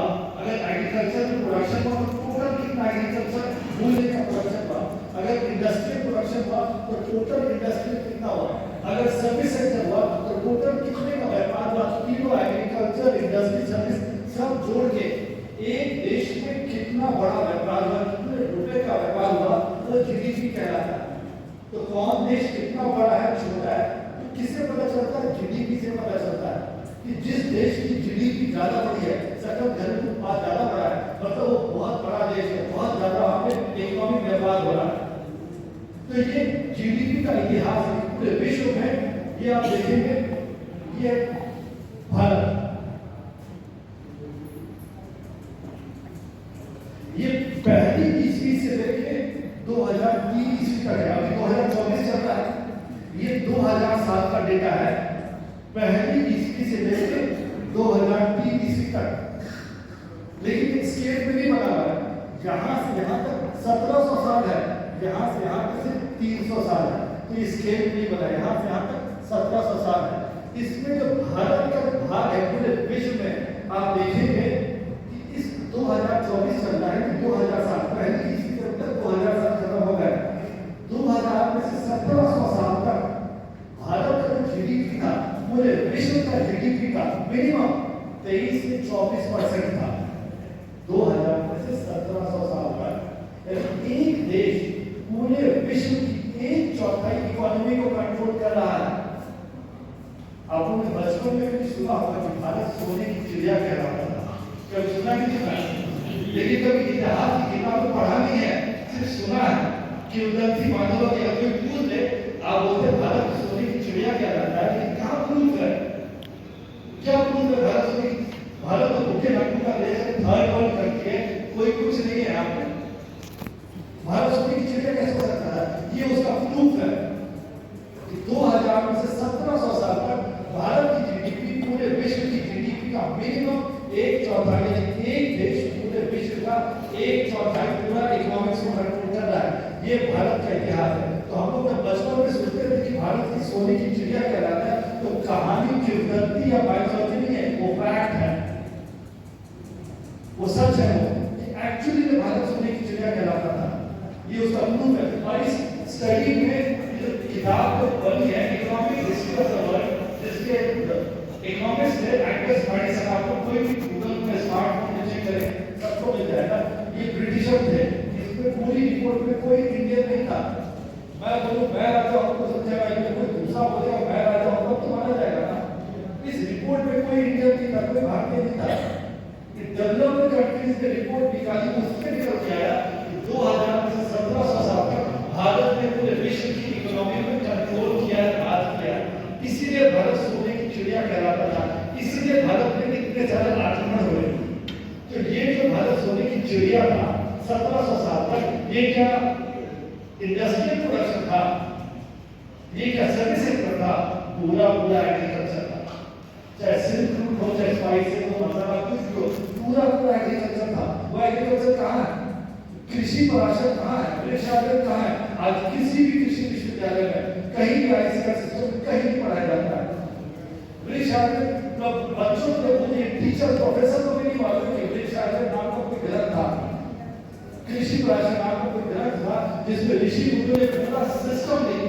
ये 1905 में भारत आए थे। ये कैम्ब्रिज यूनिवर्सिटी से बोटैनिस्ट है, प्लांट पैथोलॉजिस्ट है, वेस्ट इंडीज में बहुत काम किए। 1905 में ये भारत आए थे, यहाँ पे लोगों को एग्रीकल्चर सिखाने के लिए। यहाँ पे 30-35 साल रुके यहाँ पे। उसके बाद 1940 में ये किताब लिखी। ये किताब जो पब्लिश हुई है पहली बार 1940 में पब्लिश हुई है, उनकी किताब एग्रीकल्चर टेस्टामेंट। और ये जो किताब है पूरे पश्चिम में, अमेरिका, इंग्लैंड, यूरोप में इस किताब को ऑर्गेनिक फार्मिंग, जैविक खेती का बाइबल माना जाता है। न भूतों न भविष्य में, न इससे पहले किसी ने ऑर्गेनिक फार्मिंग में इतना काम किया था, इसके बाद में किसी ने ऑर्गेनिक फार्मिंग लिखा। तो पूरे वेस्टर्न वर्ल्ड में, यूरोप में, अमेरिका में, सब जगह इस किताब को ऑर्गेनिक फार्मिंग, जैविक खेती का बाइबल माना जाता है। इसका नाम है एग्रीकल्चरल टेस्टामेंट। इस किताब में दो तीन चीज मैं इसमें दिखा रहा हूँ। ये किताब 1940 में पब्लिश हुई है। अपना ग्रीन रिवॉल्यूशन कब आया? 1960 के बाद। ये 1940 में किताब लिखी हुई है।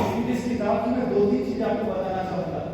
ये अमेज़न में उपलब्ध है, कोई भी चाहेगा तो इंटरनेट में ऑर्डर करके मंगवा सकता है। 300 250-300 रुपए की किताब है, कोई भी मंगा के चाहे तो पढ़ सकता है। ये एग्रीकल्चर टेस्टामेंट। अगर कोई कृषि का छात्र है, कृषि सीखना है, समझना है, तो उसको तो किताब, जैविक खेती का छात्र है, उसको तो सीखना ही चाहिए, पढ़ना चाहिए, समझना चाहिए। उसमें इस किताब में जो अंग्रेज नेल्सन अल्बर्ट हावर, जो कैम्ब्रिज यूनिवर्सिटी पर, उन्होंने दो तीन चीज लिखा है। क्या लिखा है?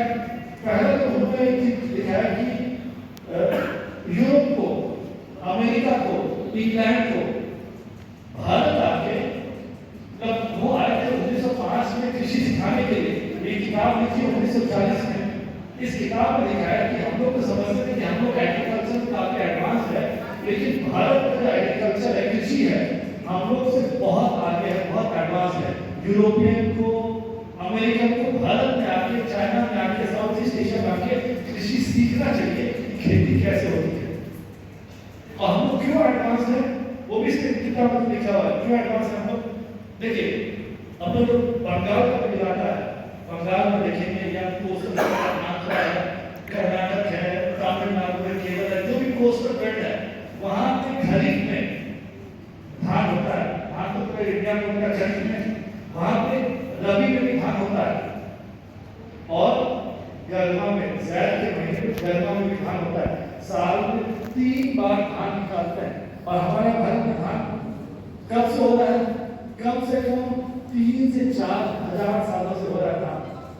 धान की बात नहीं है, पहले से हो रहा है।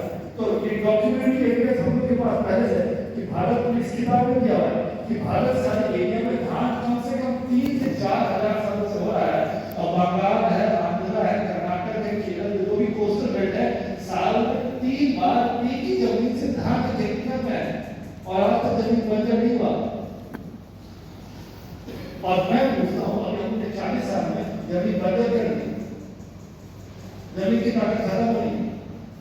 जबकि आज मॉडर्न एग्रीकल्चर साइंस क्या बोलता है कि एक ही जमीन से एक ही फसल बार बार देंगे तो जमीन की ताकत खत्म होने लगेगी। बोलते हैं कि बोलते कृषि वैज्ञानिक फसल बदलेगी, फसल से खेती नहीं करेंगे, अच्छा से धान गेहूं दान करेंगे तो ताकत खत्म होने लगेगी। लेकिन भारत में 4000 साल से एक ही जमीन पे साल में 3 बार धान का खेती हो रहा है, लेकिन फिर भी जमीन कभी बंजर नहीं हुआ। तो एडवांस सिस्टम है या पिछड़ा सिस्टम है? Advance system. इसीलिए इस किताब में लिखा है। और बहुत सारी चीज लिखी हुई है कि क्यों भारत का एग्रीकल्चर पूरे विश्व में, Bharat, China, south east Asia, पूरे एरिया का जो इलाका है, एग्रीकल्चर के मामले में बहुत एडवांस है। और क्यों एडवांस है वो भी समझाया कि वेस्ट में, यूरोप में, अमेरिका में जो खेती हो रही है, ये मैं बता रहा हूँ, ये 1905 से लेकर 1930-35 तक उसके तो ऑब्जर्वेशन था। तब हम लोग जब गुलाम थे तब का है। उसने लिखा है कि वेस्ट में जो खेती हो रही है, यानी पश्चिम में, अमेरिका में, इंग्लैंड में, यूरोप में खेती हो रही है, वो मिनरल बेस है, केमिकल बेस है। वहाँ पे करते क्या? झूम कल्टीवेशन। झूम कल्टीवेशन में क्या होता है? जंगल को साफ किया, वहाँ पे रसायनों का उपयोग किया, खेती बाड़ी किया, और उसके बाद उसको हटा दिया। 3-4 साल तक किया, जमीन फसल होने लगी, फिर दूसरे एरिया में गए, साफ किया, खेती किया, तो उसको हटा दिया। धीरे धीरे करके आप 3-4 साल खेती कर रहे हैं, रसायन डाल रहे हैं, जमीन फसल होगी, फिर आप दूसरी खेती जा रहे हैं। इस तरह से करके 3-4 बार घूम के वापस आएंगे, तब तक आपने पुरानी जमीन को 10-15 साल से छोड़ दिया था, जमीन की ताकत वापस आ गई, फिर दोबारा 3-4 साल तक खेती। इसको झूम कल्टीवेशन बोलते हैं। ये पश्चिम की खेती है। भारत में कभी इस तरह की खेती नहीं हुई है।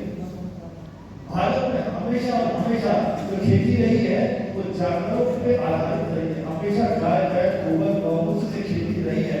इसीलिए साल में 3 बार एक ही जमीन से एक ही फसल को दे रहे हैं, तो भी जमीन बंजर नहीं हुई। जबकि वेस्ट में चूंकि रसायनों का उपयोग कर रहे हैं, इससे 3-4 साल में जमीन बंजर होती जा रही है, हमको दूसरी जगह जाना पड़ रहा है। ये इस किताब में लिखा हुआ है, 1940 में पब्लिश हुई है।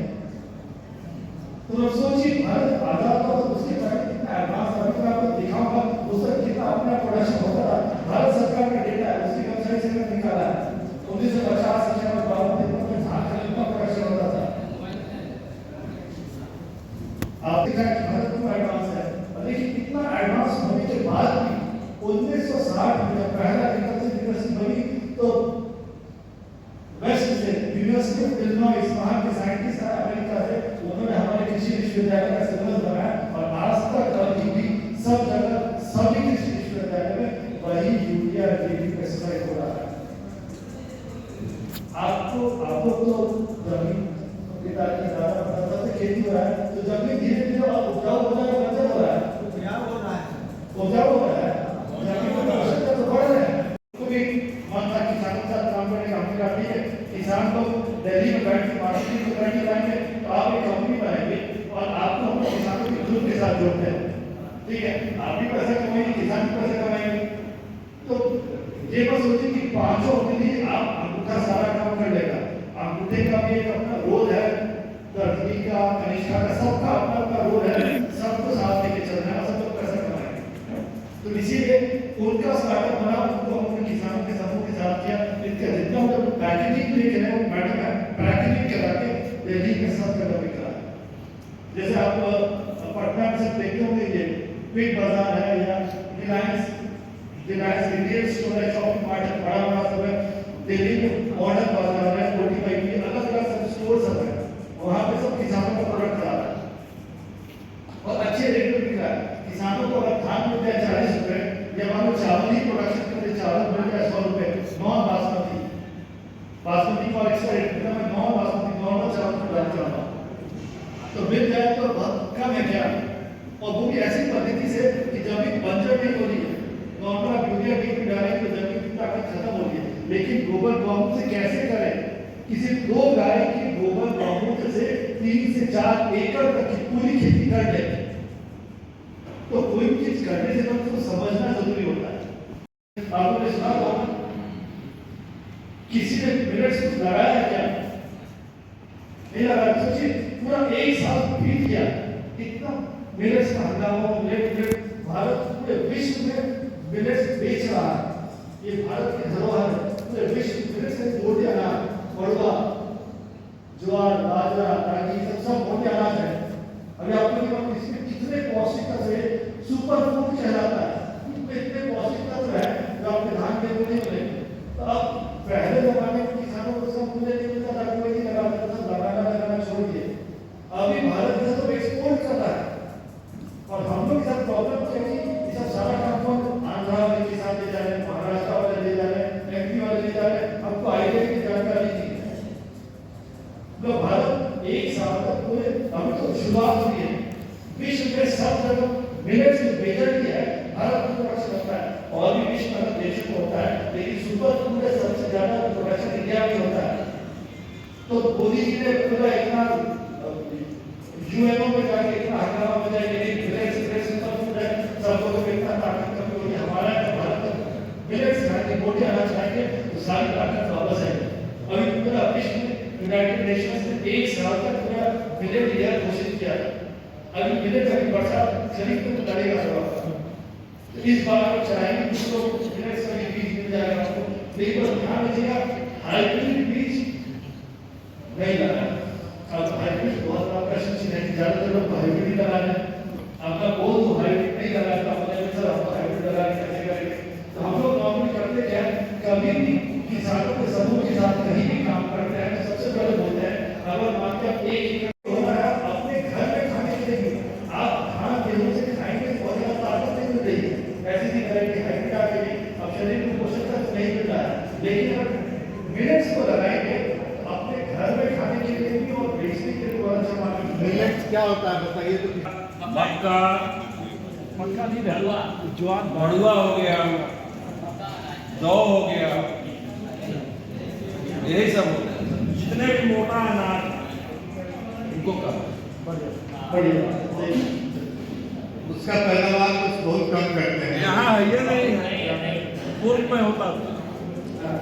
पूर्व में होता तो वही देखिए अपना वापस साइकिल वापस घूम के वहीं पे आ रहा है। अभी हम लोग मोदी जी करते चाय पे चर्चा, हम लोग करते गाय पे चर्चा। तो अभी हम लोग ने तो चर्चा शुरू में नहीं की है। अभी आप लोग देखेंगे कि इतना बेनिफिट है कि ये नॉर्मल घी 750-800 रुपये बिक रहा है, हम लोग 3000 रुपये हमारे किसान को बिक रहा है। और इतना पेमेंट का तो अभी दूध तो ये गवर्नमेंट किस रेट पे बिकता है मालूम है? ये मेन ऑफ दिस रेट पे बिकता है 150 रुपये लीटर। तो दूध बिक रहा है 50 रुपये लीटर, ये गवर्नमेंट बिक रहा है 150 रुपये लीटर, और एक गाय 365 दिन दूध देगी क्या? नहीं देगी। 150, 160 उसी दिन देगी, लेकिन गवर्नमेंट तो रोज देगी 365 दिन देगी, और ये 150 रुपये लीटर बिक रहा है। तो ये बेच का ज्यादा फायदेमंद है कि दूध बेच का ज्यादा फायदेमंद है? इसीलिए पाठक जी ने कहा था कि मेन तो ये है, दूध तो बाई प्रोडक्ट है, लेकिन अब कहते हैं उल्टी गंगा बहा दी गई है। हंस सुबेगा दाना गुड़का कौवा मोती खाएगा तो वही हम लोग गौमूत्र तो नाली के रास्ते बह रहा है, और दूध का हम लोग जिंदा रहना चाहते हैं। देखिए हम लोग इसीलिए आए तो पेशेंस रखें तो सब सीखें। हम लोग डिपार्टमेंट है पेशा कृषि विश्वविद्यालय में, उसका नाम है business planning and development unit, व्यवसाय नियोजन एवं विकास इकाई। हम लोग का काम ही है कैसे मार्केटिंग बिजनेस डेवलपमेंट कराना है, क्योंकि किसानों के साथ सबसे बड़ी प्रॉब्लम यही है, हर एक चीज का प्रशिक्षण दे दो, हर एक चीज का प्रोडक्शन करा दो, लेकिन अगर मार्केटिंग नहीं करा तो फिर भाग के 3 बार वही घूम के फिर वापस नहीं चला। इसलिए अगर कुछ सीखना है तो सही तरीके से सीखना है, और पूरी श्रृंखला के अंतिम तक मार्केटिंग के साथ सीखना है। बिना मार्केटिंग के आपको बकरी पालन सिखा दिया, गौ पालन सिखा दिया, सब चीज सिखा दिया, लेकिन मार्केटिंग नहीं सिखाया, मार्केटिंग नहीं कराया, तो भी बहुत ज्यादा आज बच्चों से 1 साल से ऊपर का एकदम स्वस्थ है, पूरा ब्लड बन रहा है, खूब मजा कहीं भी शिकायत कोई दिक्कत नहीं है। तो मैं डॉक्टर साहब से मिला तो पूछा भाई इससे बच्चे हुआ क्या था, तो पूरा ब्लड कैंसर था। उन्होंने कहा कि कैसा कि जब बच्चे का जन्म हुआ जब हुआ था तो जो नली होती है, नली को काट के बांधा जाता है, तो जिसने बांधा था वहां किया था, उसने ध्यान से ढंग से नहीं बांधा, उसने गलत तरीके से बांधा, तो एक शख्स दब गई थी, जिसके कारण खून नहीं बन रहा था, जिसके कारण डॉक्टर एलोपैथी है। एलोपैथी क्या है? एलोपैथी का जन्म सिर्फ 200 साल पहले हुआ है। 200 साल से पहले एलोपैथी नाम का कोई शब्द नहीं था। एलोपैथी शुरू हुआ है 200 साल पहले। आयुर्वेद 5000 साल पुराना सिस्टम है, तो उनमें कोई कंपैरिजन नहीं है। तो पंचगव्य पूरे आयुर्वेद में छोटा सा पार्ट है पंचगव्य, लेकिन काफी पार्ट है। उस पंचगव्य से बोले कि मैंने तो दवाई दी, तो 1-2 महीना दवाई होते होते नस के अपना खुद एक प्रेशर का हट गया, अपना ब्लड बनने लगा। तो नाड़ी और नाभि इसको नापने का मॉडर्न एलोपैथिक सिस्टम में कोई सिस्टम ही नहीं है, वो हमारे एशियन सिस्टम है। ये चीज मैं बता रहा हूँ 4 साल पहले बता सकता मैंने देखा एक पेशेंट को, अभी मैं एकदम हाल का रिसेंट का बता रहा हूँ। मेरे अपने फूफा जी कहते हैं उनका शामिल डेवलपमेंट स्क्रैप का बिजनेस बहुत अच्छा है, बड़ा बिजनेस है, गंदी है, बहुत सालों से उनको बहुत सालों से बीमार चल रहे थे, कुछ कुछ प्रॉब्लम चल रहा था। अभी करीब 1 महीना पहले उनको कैंसर डिटेक्ट हुआ, 4th स्टेज कैंसर, पूरे शरीर में फैल गया। मेरा भाई बायोप्सी भी करा था, 4th स्टेज कैंसर पूरे शरीर में फैल गया। उनकी हालत इतनी खराब कि जो जीभ होती है, जीभ के नीचे पेन किलर होता है, उसको रखते थे तब सो पाते थे, खाना पीना सब बंद हो गया था। मतलब हम लोग सब समझ गए थे कि हम तो नहीं कर पाते, जब अब कुछ जो हमारा खाना पीना सब बंद हो गया है, जवान की पेन किलर रखे तब सो पा रहे हैं, खाना पीना तो बंद ही हो, ऐसी हालत कंडीशन हो गई। मुझे पता चला मैं आसाम में जो प्रोजेक्ट चल रहा है, वहां वापस लौट रहा था, तो कलकत्ता एयरपोर्ट को बुलाया, अपने भाई को बुलाया, बुआ जी को बुलाया, भाई को समझाया, अगले दिन में तो जमशेदपुर में सेंटर में भेजा, वहां पे गए, 2 दिन के अंदर पेट किलर शुरू किया, और सप्ताह भर के अंदर पूरा शरीर को लगने लगा, शरीर में ताकत वापस आ गई, और सप्ताह भर के अंदर उनको डिस्चार्ज कर दिया गया। ये बोलती कि ठीक है, शरीर की केमोथेरेपी रेडिएशन का शरीर बहुत कमजोर हो गया है, तो अभी जो प्रॉब्लम थी वो टेम्परेरी थी, खाना पीना बंद हो गया था, दोबारा सब चालू हो गया, सप्ताह भर के अंदर पेन किलर को सब बंद हो गया। अब उनको ताकत के लिए दवाई दी कि आप महीना भर तक पहले इस दवा को खाइए, धीरे धीरे कैंसर कंट्रोल में आएगा, 1 महीने बाद दवा आपकी और एवरेज और स्ट्रॉन्ग करेगा, ताकि और तेजी से रिजॉल्व हो। तो जो चीज सीएमसी है कोई सब रिजेक्ट कर दे रहा है, उनको ये डॉक्टर साहब खड़े करके दोहरा दे रहे हैं, कौन सी सिर्फ पंचगव्य, दूध, घी, दही, गोबर, गौमूत्र, कोई केमिकल टैबलेट नहीं, ये अपनी देसी टेक्नोलॉजी, इस देसी सिस्टम में इतनी ताकत है। लेकिन प्रॉब्लम खाली ये है कि हम लोग को इतना अंग्रेजी पढ़ा दिया गया है कि देसी बीज, देसी गाय, देसी खेती, अब हम लोग कहते हैं एशियन है, पता नहीं कहाँ के कौन क्या बोल रहा है, ये तो बात अजूबा टाइप की लग रहा है, तो सुनाई नहीं कैसे हो रहा है, बड़ा अजूबा लग रहा है। क्यों? क्योंकि हम लोग कहते हैं ना, भारत और इंडिया दोनों में यही अंतर है। भारत क्या है, जो अपनी पुरानी देसी सभ्यता, सिस्टम, टेक्नोलॉजी का इतना सस्टेनेबल था, जिसको इस अंग्रेज ने सारे सिस्टम में प्रूव कर दिया कि अपना सिस्टम इतना एडवांस था। लेकिन अंग्रेजों ने इतने साथ हमारे को राज किया, हमारे सिस्टम को धीरे धीरे नष्ट कर दिया, एक एक सिस्टम को। तो नालंदा तो 3 महीने चलता रहा, आज जो है उसके बाद जो बचा हुआ है, सोचिए उसके पहले कितना रहा। तो सिस्टम अपने पास सब है, और हम लोग ये ऐसा नहीं कि कोई और किसी और देश की बात करें, हम लोग अपने देश के, अपने दादा परदादाओं की बात कर रहे हैं, इतना सिस्टम एडवांस था। तो अभी भी बहुत जगह वो सिस्टम बचा हुआ है, और लोग अब धीरे धीरे लोगों को समझ में आ रहा है, हम लोग अपना ट्रीटमेंट करवा रहे हैं, सीख रहे, समझ रहे हैं। तो वो जो आपको बता रहा हूँ, पंचगव्य विद्यापीठ जो झारखंड सेंटर, अब कोई भी जाके सीख सकता है पंचगव्य चिकित्सा। ट्रीटमेंट तो ठीक होगा, तो हॉस्पिटलों में ट्रीटमेंट कराई सकता है, लेकिन सबसे इम्पोर्टेंट क्या है, वो एक गवर्नमेंट हॉस्पिटल नहीं है, वो एक मेडिकल कॉलेज की तरह एक ट्रेनिंग सेंटर है। कोई भी जाके पंचगव्य विद्या चिकित्सा को सीख सकता है और अपना ट्रीटमेंट भी करा सकता है। अपने घर में मतलब खान पान के क्या खाना चाहिए, किस प्रकृति के हिसाब से बसंत ऋतु में क्या दिनचर्या होनी चाहिए, कैसे खान पान होना चाहिए, पहले हम लोग कैसे स्वस्थ रहते थे। देखिए सिस्टम, अगर आप अपने अन्न को मेडिसिन की तरह खाएंगे तब तो सही है, नहीं खाएंगे तो मेडिसिन को अनाज की तरह खाना पड़ेगा, एलोपैथी और कोई इलाज नहीं। अपना अन्न ही भोजन है, अन्न ही स्वास्थ्य है। अगर अपना अन्न दूषित होकर जाएगा, पेस्टिसाइड, केमिकल्स है, हम लोग को अभी मेरा प्रेजेंटेशन शुरू नहीं हुआ, अभी देखिए कितना पेस्टिसाइड, कितना नुकसान हो गया, और गोबर गौमूत्र से कितना न्यूट्रिशन बढ़ जाता है, सारा डेटा अपने पास है। और पद्धति बहुत सिंपल है, सिंपल अपनी देसी पद्धति है, देसी गाय का गोबर गौमूत्र, और कोई एक्स्ट्रा कुछ फॉरेन से कुछ टेक्नोलॉजी, कुछ अपनी देसी टेक्नोलॉजी है। छोटे स्केल में 10 डिसम्बर में 5 डिसम्बर में 2 डिसम्बर में शुरू की, पहले आपको 5 में बता दो उसका व्यापार क्या है, ताकि ढंग से बात आपको तैयार है, क्या व्यापार होता है, कैसे कर सकते हैं। देसी अच्छा कुछ चीजों पर इसके बाद ही बात करें। अगर हम लोग गाय की बात कर रहे हैं तो गाय का मतलब समझिए, गाय का मतलब देसी गाय, गाय का मतलब देसी गाय, जर्सी या ऐसा तो उसको गाय नहीं मानते, जीव है, ठीक है। आपको जीव तैयार करना है, पक्षी पे तैयार करना है, जीव पे तैयार करना है, रोटी खिलाना है, जो कराना करेंगे। लेकिन अगर आपको गाय की बात करना है तो गाय का मतलब होता है देसी गाय, जर्सी सब गाय नहीं है। आपको काऊ बोल रहा है, काऊ बोल दीजिए, लेकिन गाय नहीं है। तो जो हमारे आयुर्वेद में जो ग्रंथों में गाय लिखी गई है, वो उसे गाय लिखी गई थी क्योंकि उसे ऐसा जर्सी गाय विदेश से आई नहीं थी, सारी गाय देसी थी। आज हमको बोलना पड़ रहा है देसी गाय, उस जमाने में विदेश से गाय नहीं, तो पूरी पूरी गौवंश देसी ही था। तो अगर हम लोग गाय की बात कर रहे हैं, गौ आधारित कृषि की बात कर रहे हैं, तो ध्यान रखिएगा गाय का मतलब देसी गाय। तो अभी हम लोग गाय की बात कर रहे हैं, एक चिकित्सा पद्धति एलोपैथी है, एक होम्योपैथी है, आयुर्वेद है, अलग अलग तरह की चिकित्सा पद्धति है। उसमें से एक चिकित्सा पद्धति है जिसको बोलते हैं पंचगव्य चिकित्सा। पंचगव्य चिकित्सा क्या होती है? गाय की 5 चीजें, दूध, घी, दही, गोबर, गौमूत्र, ये 5 चीजों से मिला के द्रव्य बनता है, उसको पंचगव्य बोलते हैं। तो पंचगव्य सिस्टम ऑफ मेडिसिन, अगर आप पंचगव्य, यहाँ पे मैं जाता हूँ चेन्नई के पास कांचीपुरम है, वहाँ पे पंचगव्य विद्यापीठम है, पंचगव्य विद्या सिखाने की यूनिवर्सिटी है। हमारे जमशेदपुर में उसका सेंटर है, उसके हेड है डॉक्टर भरत कुशवाहा।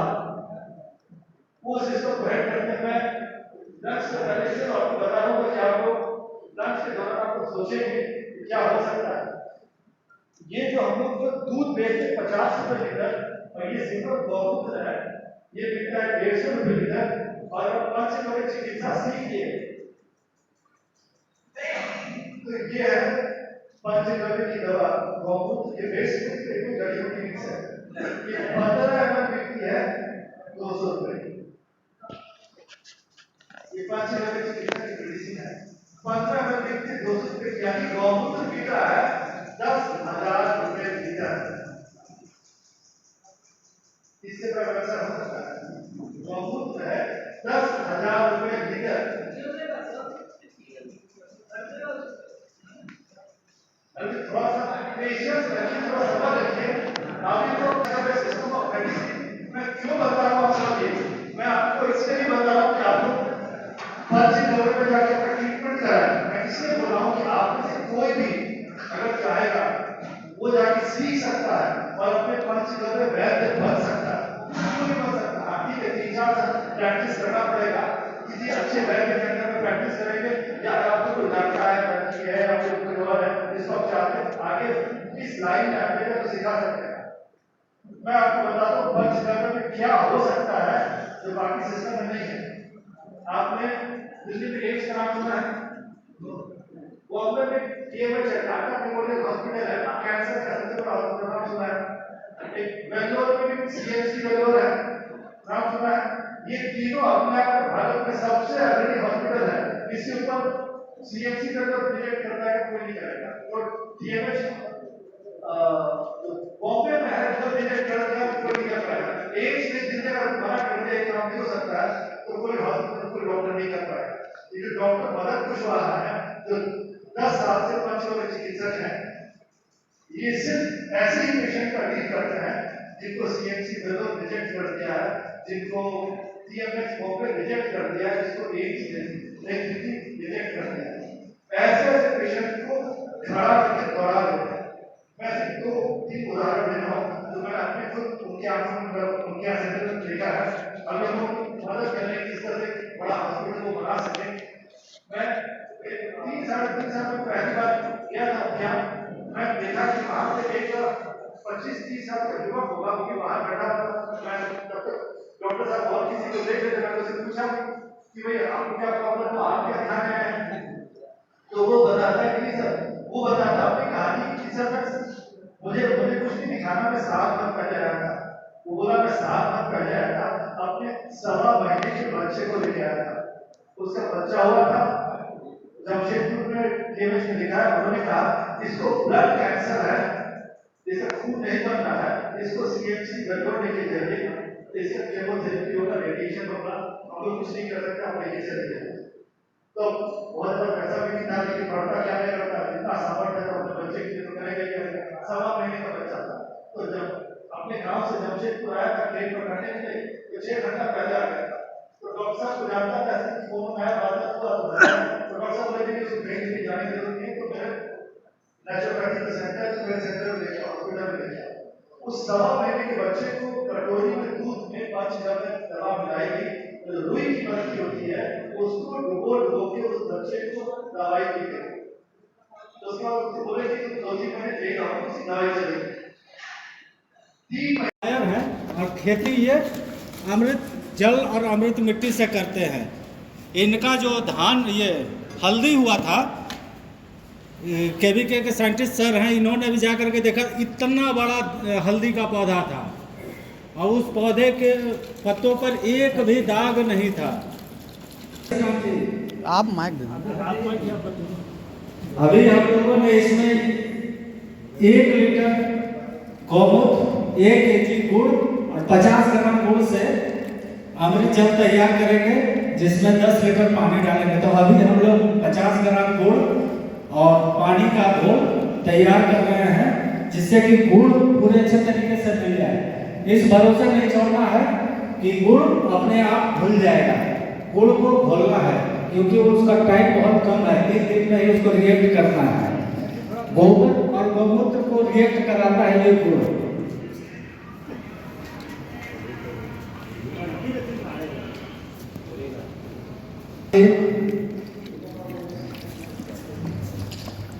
पिछली साल सर जब आए थे सिद्धार्थ सर इनके पास इनकी खेत में, तो ये कह रहे थे कि मैं इस साल से खेती छोड़ दूंगा। अभी जाकर के इनका खेत देखिए, हरा भरा एकदम। पिछले साल एकदम पूरे तरीके से प्लानिंग किए हुए थे कि खेती अब नहीं करना है, ये नुकसान का काम हो गया है। मगर इस साल मैं अभी देख रहा हूँ कि इनका खेत जितना प्रोग्रेसिव ये फार्मर हो चुके हैं, अद्भुत है। ये देव प्रखंड के खखरा गांव में इनका खुद का अपना लक्ष्मी एग्रो क्या है Shri Lakshmi agro farmer company है, जिसे में ये कंपोस्ट बना करके बेचते हैं। गोबर ले रहे हैं 1 किलो ज्यादा है सर। सब लोग साइड हो जाइए, सब लोग जिनको भी लेना सब लोग साइड हो जाइए। थोड़ा सा और इस गोबर को भी सभी डालेंगे, कोई को दिख रहा है। तो गोबर भी जब डालेंगे तो गोबर को भी हाथ से मिक्स करके घोल बना लेंगे। ऐसा नहीं कि गोबर को छोड़ दिया कि गोबर अपना मिक्स होता रहेगा। जिस तरह गुड़ का शरबत बना लेंगे उसी तरह गोबर का भी घोल बना लेना है। गोबर का घोल बना लेंगे तो तुरंत आसानी से मिक्स हो जाएगा। अच्छा, एक चीज़ और मैं बता दूँ, जब हम लोग देसी गाय के बारे में क्यों बात करते हैं, यहाँ भी आपको देसी और जर्सी में अंतर मालूम चलेगा। अगर देसी गाय या बैल है, उसका गोबर है, तो हम लोग एक एक बार में अपने हाथ से 10-10 किलो का गोबर लेके बना लेते हैं। उसके बाद अगर नाक में भी उंगली घुसा देंगे तो कोई बदबू नहीं आएगा। वहीं अगर जर्सी या क्रॉसब्रीड गाय का गोबर है, उसको अगर आप अपने एक बार गोबर में हाथ डालना, उसके बाद आप 10 बार साबुन से हाथ धोएंगे तो भी दिन भर इसमें गोबर का स्मेल आता रहेगा। सोचिए, अगर गाय के गोबर में इतना अंतर है तो गौमूत्र में कितना अंतर रहेगा। नीचे बैठ जाइए, नीचे दिखाई नहीं देगा। जो भी आगे हैं सब लोग नीचे बैठ कर रहिए।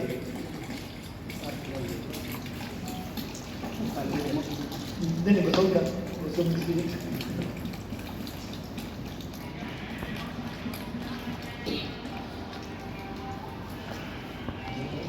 आपके हाथ में स्मेल आ रहा है क्या? सुनिए, हल्का है तो मतलब इसमें हल्का सा गोबर मिक्स किया हुआ, मतलब जर्सी गाय कहीं का रहा तो हल्का क्रॉस रहा, नहीं तो देसी गाय।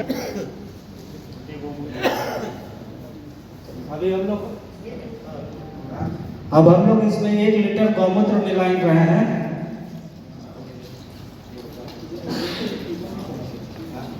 ये गौमूत्र है।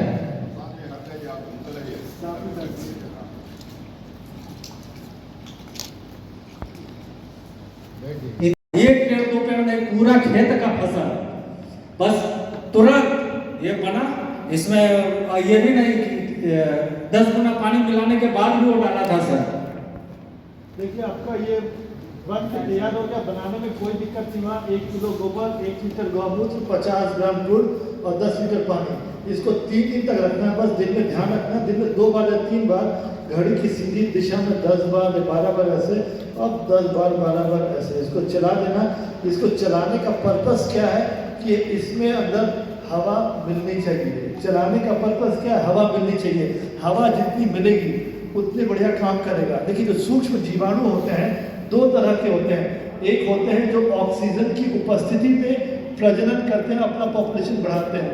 दूसरे वो होते हैं जो ऑक्सीजन की अनुपस्थिति में अपना पॉपुलेशन बढ़ाएंगे। तो खेती में जो मदद करने वाले जो माइक्रोब्स, जो जीवाणु वो होते हैं जिनको हम लोग एरोबिक माइक्रोब्स बोलते हैं। मतलब वो जीवाणु जो ऑक्सीजन की उपस्थिति में, हवा की उपस्थिति में अपना प्रजनन करेंगे, प्रोडक्शन बढ़ाएंगे, खेतों में मदद करेंगे। जो जीवाणु जो ऑक्सीजन की अनुपस्थिति में, जिसको हम लोग अंग्रेजी में एनारोबिक माइक्रोब्स बोलते हैं, वो खेती में नॉर्मली मदद नहीं करेंगे।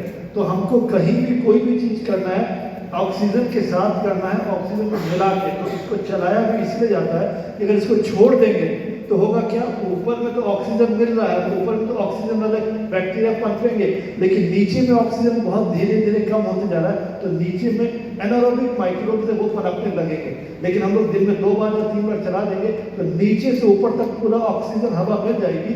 तो एनारोबिक माइक्रोब्स अपने आप खत्म हो जाएंगे और एरोबिक माइक्रोब्स की पॉपुलेशन बढ़ने लगेगी। इसीलिए दिन में 2 बार या 3 बार चलाने की आवश्यकता पड़ती है।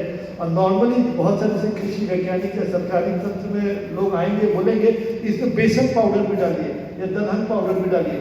तो डालने में कोई नुकसान नहीं है, लेकिन आपकी अमृत जल की जो लागत है, जिसको जीवामृत भी बोलते हैं, आपकी लागत बढ़ जाएगी। क्योंकि एक बार में 50 ग्राम दलहन पाउडर डालना से कोई मूल्य नहीं है। लेकिन अगर 200 लीटर का बना रहे हैं और उसमें 1 किलो दलहन पाउडर डालना है, बार बार डालना है, तो वो किसान के लिए वो भी लागत का मूल्य है। हम लोग ने हजारों किसानों के साथ काम किया, देखा। हम लोग ने कहा 2 प्लॉट बनाओ, एक में दलहन जोड़ के अमृत जल बनाओ, तब उसको यूज़ करो, एक बिना दलहन के करो। हम लोग ने देखा प्रोडक्शन में कोई अंतर नहीं आया। हाँ, साइंटिस्ट को लैब में एक्सपेरिमेंट करना, एक्सपेरिमेंट में अंतर आएगा, लेकिन किसान के खेत में बहुत कोई अंतर नहीं आया। तो हम लोगों ने कहा जब बिना दलहन पाउडर की इतना बढ़िया प्रोडक्शन आ सकता है तो उसमें दलहन पाउडर जोड़ने की आवश्यकता ही नहीं है। अमृत कृषि का मूल मंत्र क्या है कि मिनिमम, न्यूनतम लागत में सबसे मैक्सिमम, सबसे अधिकतम प्रोडक्शन क्या लिया जाए। तो जिसमें न्यूनतम क्या है कि ठीक है, अगर मान लो गुड़ नहीं है तो ताड़ी है, नहीं तो केला है, नहीं तो शरीफा है, जो भी उपलब्ध है, जो फर्मेंटेशन प्रोसेस को स्पीड अप करते हैं उसको स्पीड अप करने के लिए यूज़ कर सकते हैं। तो आपके पास जो भी लोकल साधन संसाधन मौजूद है, आप किसी को यूज़ कर सकते हैं। आप लोगों ने देखा वो बनाना बहुत सिंपल, आसान है। इसको शुरू में प्रयोगात्मक, यानी आप अपने घर में, बारी में, कहीं भी एक प्लॉट पर डालिए और एक प्लॉट पर रासायनिक खेती से कोई भी पौधा ले लीजिए। बहुत सारे लोगों का देखा प्रश्न था कितनी बार डालना है, कितना डालना है। तो एक चीज़ समझिए, आप खेत में पटवन का पानी डालते हैं तो कायदे से क्या होना चाहिए कि जब जब पानी दे रहे हैं, ये तो 3 दिन में बन के तैयार हो जाता है, जब जब पानी दे रहे हैं कोशिश करें इसी का पानी दें। मान लो सप्ताह में एक बार पटवन दे रहे हैं, 15 दिन में एक बार दे रहे हैं, या सप्ताह में 2 बार दे रहे हैं, तो ये तो 3 दिन में ऐसे भी बन जाएगा। तो कोशिश करें कि जितना बन जाए, जब तक पानी देने की आवश्यकता पड़े, जब तक पटवन देना है, इसका अमृत जल कर दें। अगर उतना नहीं बना पा रहे हैं तो एक छोड़ के दें, उतना भी नहीं बना पा रहे तो 2 छोड़ के दें, लेकिन जितना बनाएंगे, जितना डालेंगे, क्यों? क्योंकि अमृत जल में वो सूक्ष्म जीवाणु है जो आपके सारे पोषक तत्वों को पौधों को उपलब्ध कराएंगे, उसका फर्मेंटेशन करके पॉपुलेशन बढ़ाना है। तो आप जितनी बार हो सके, जितना संभव है, इसके लिए कोई ये नहीं है एक बार डालना है, 2 बार, कोई खाद नहीं है। आप अपने खेत में, मिट्टी में जीवाणुओं की संख्या बढ़ानी है, तो जितना आप डाल सकते हो उतना डालिए, कभी कोई नुकसान नहीं देगा। कभी ऐसा स्थिति नहीं आएगा इसको डालने से पौधा जल गया, यूरिया ज़्यादा डालने के पौधा जल जाता है, इसको डालने से कभी ऐसी स्थिति नहीं आएगी कि पौधा मरेगा या खराब होगा।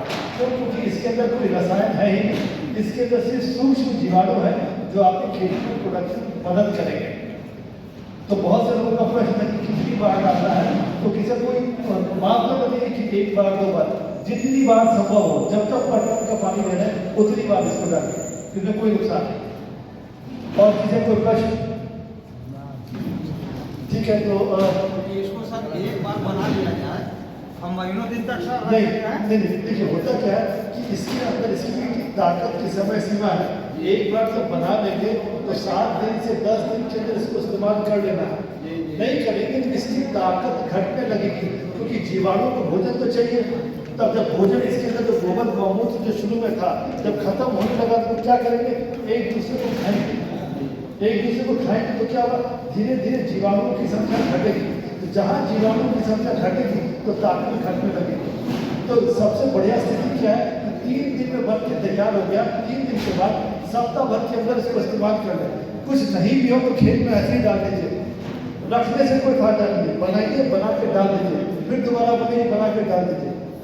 तो इसे बना के रखेंगे से कोई फायदा नहीं, बनाइए, बना के डाल दीजिए।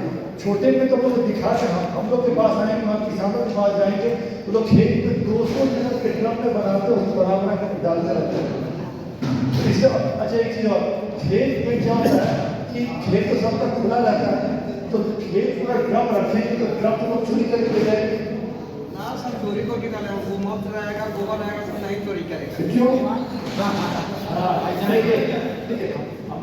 झारखंड में क्या है, झारखंड में जो लोग आए हैं, गरीबी है कि बाहर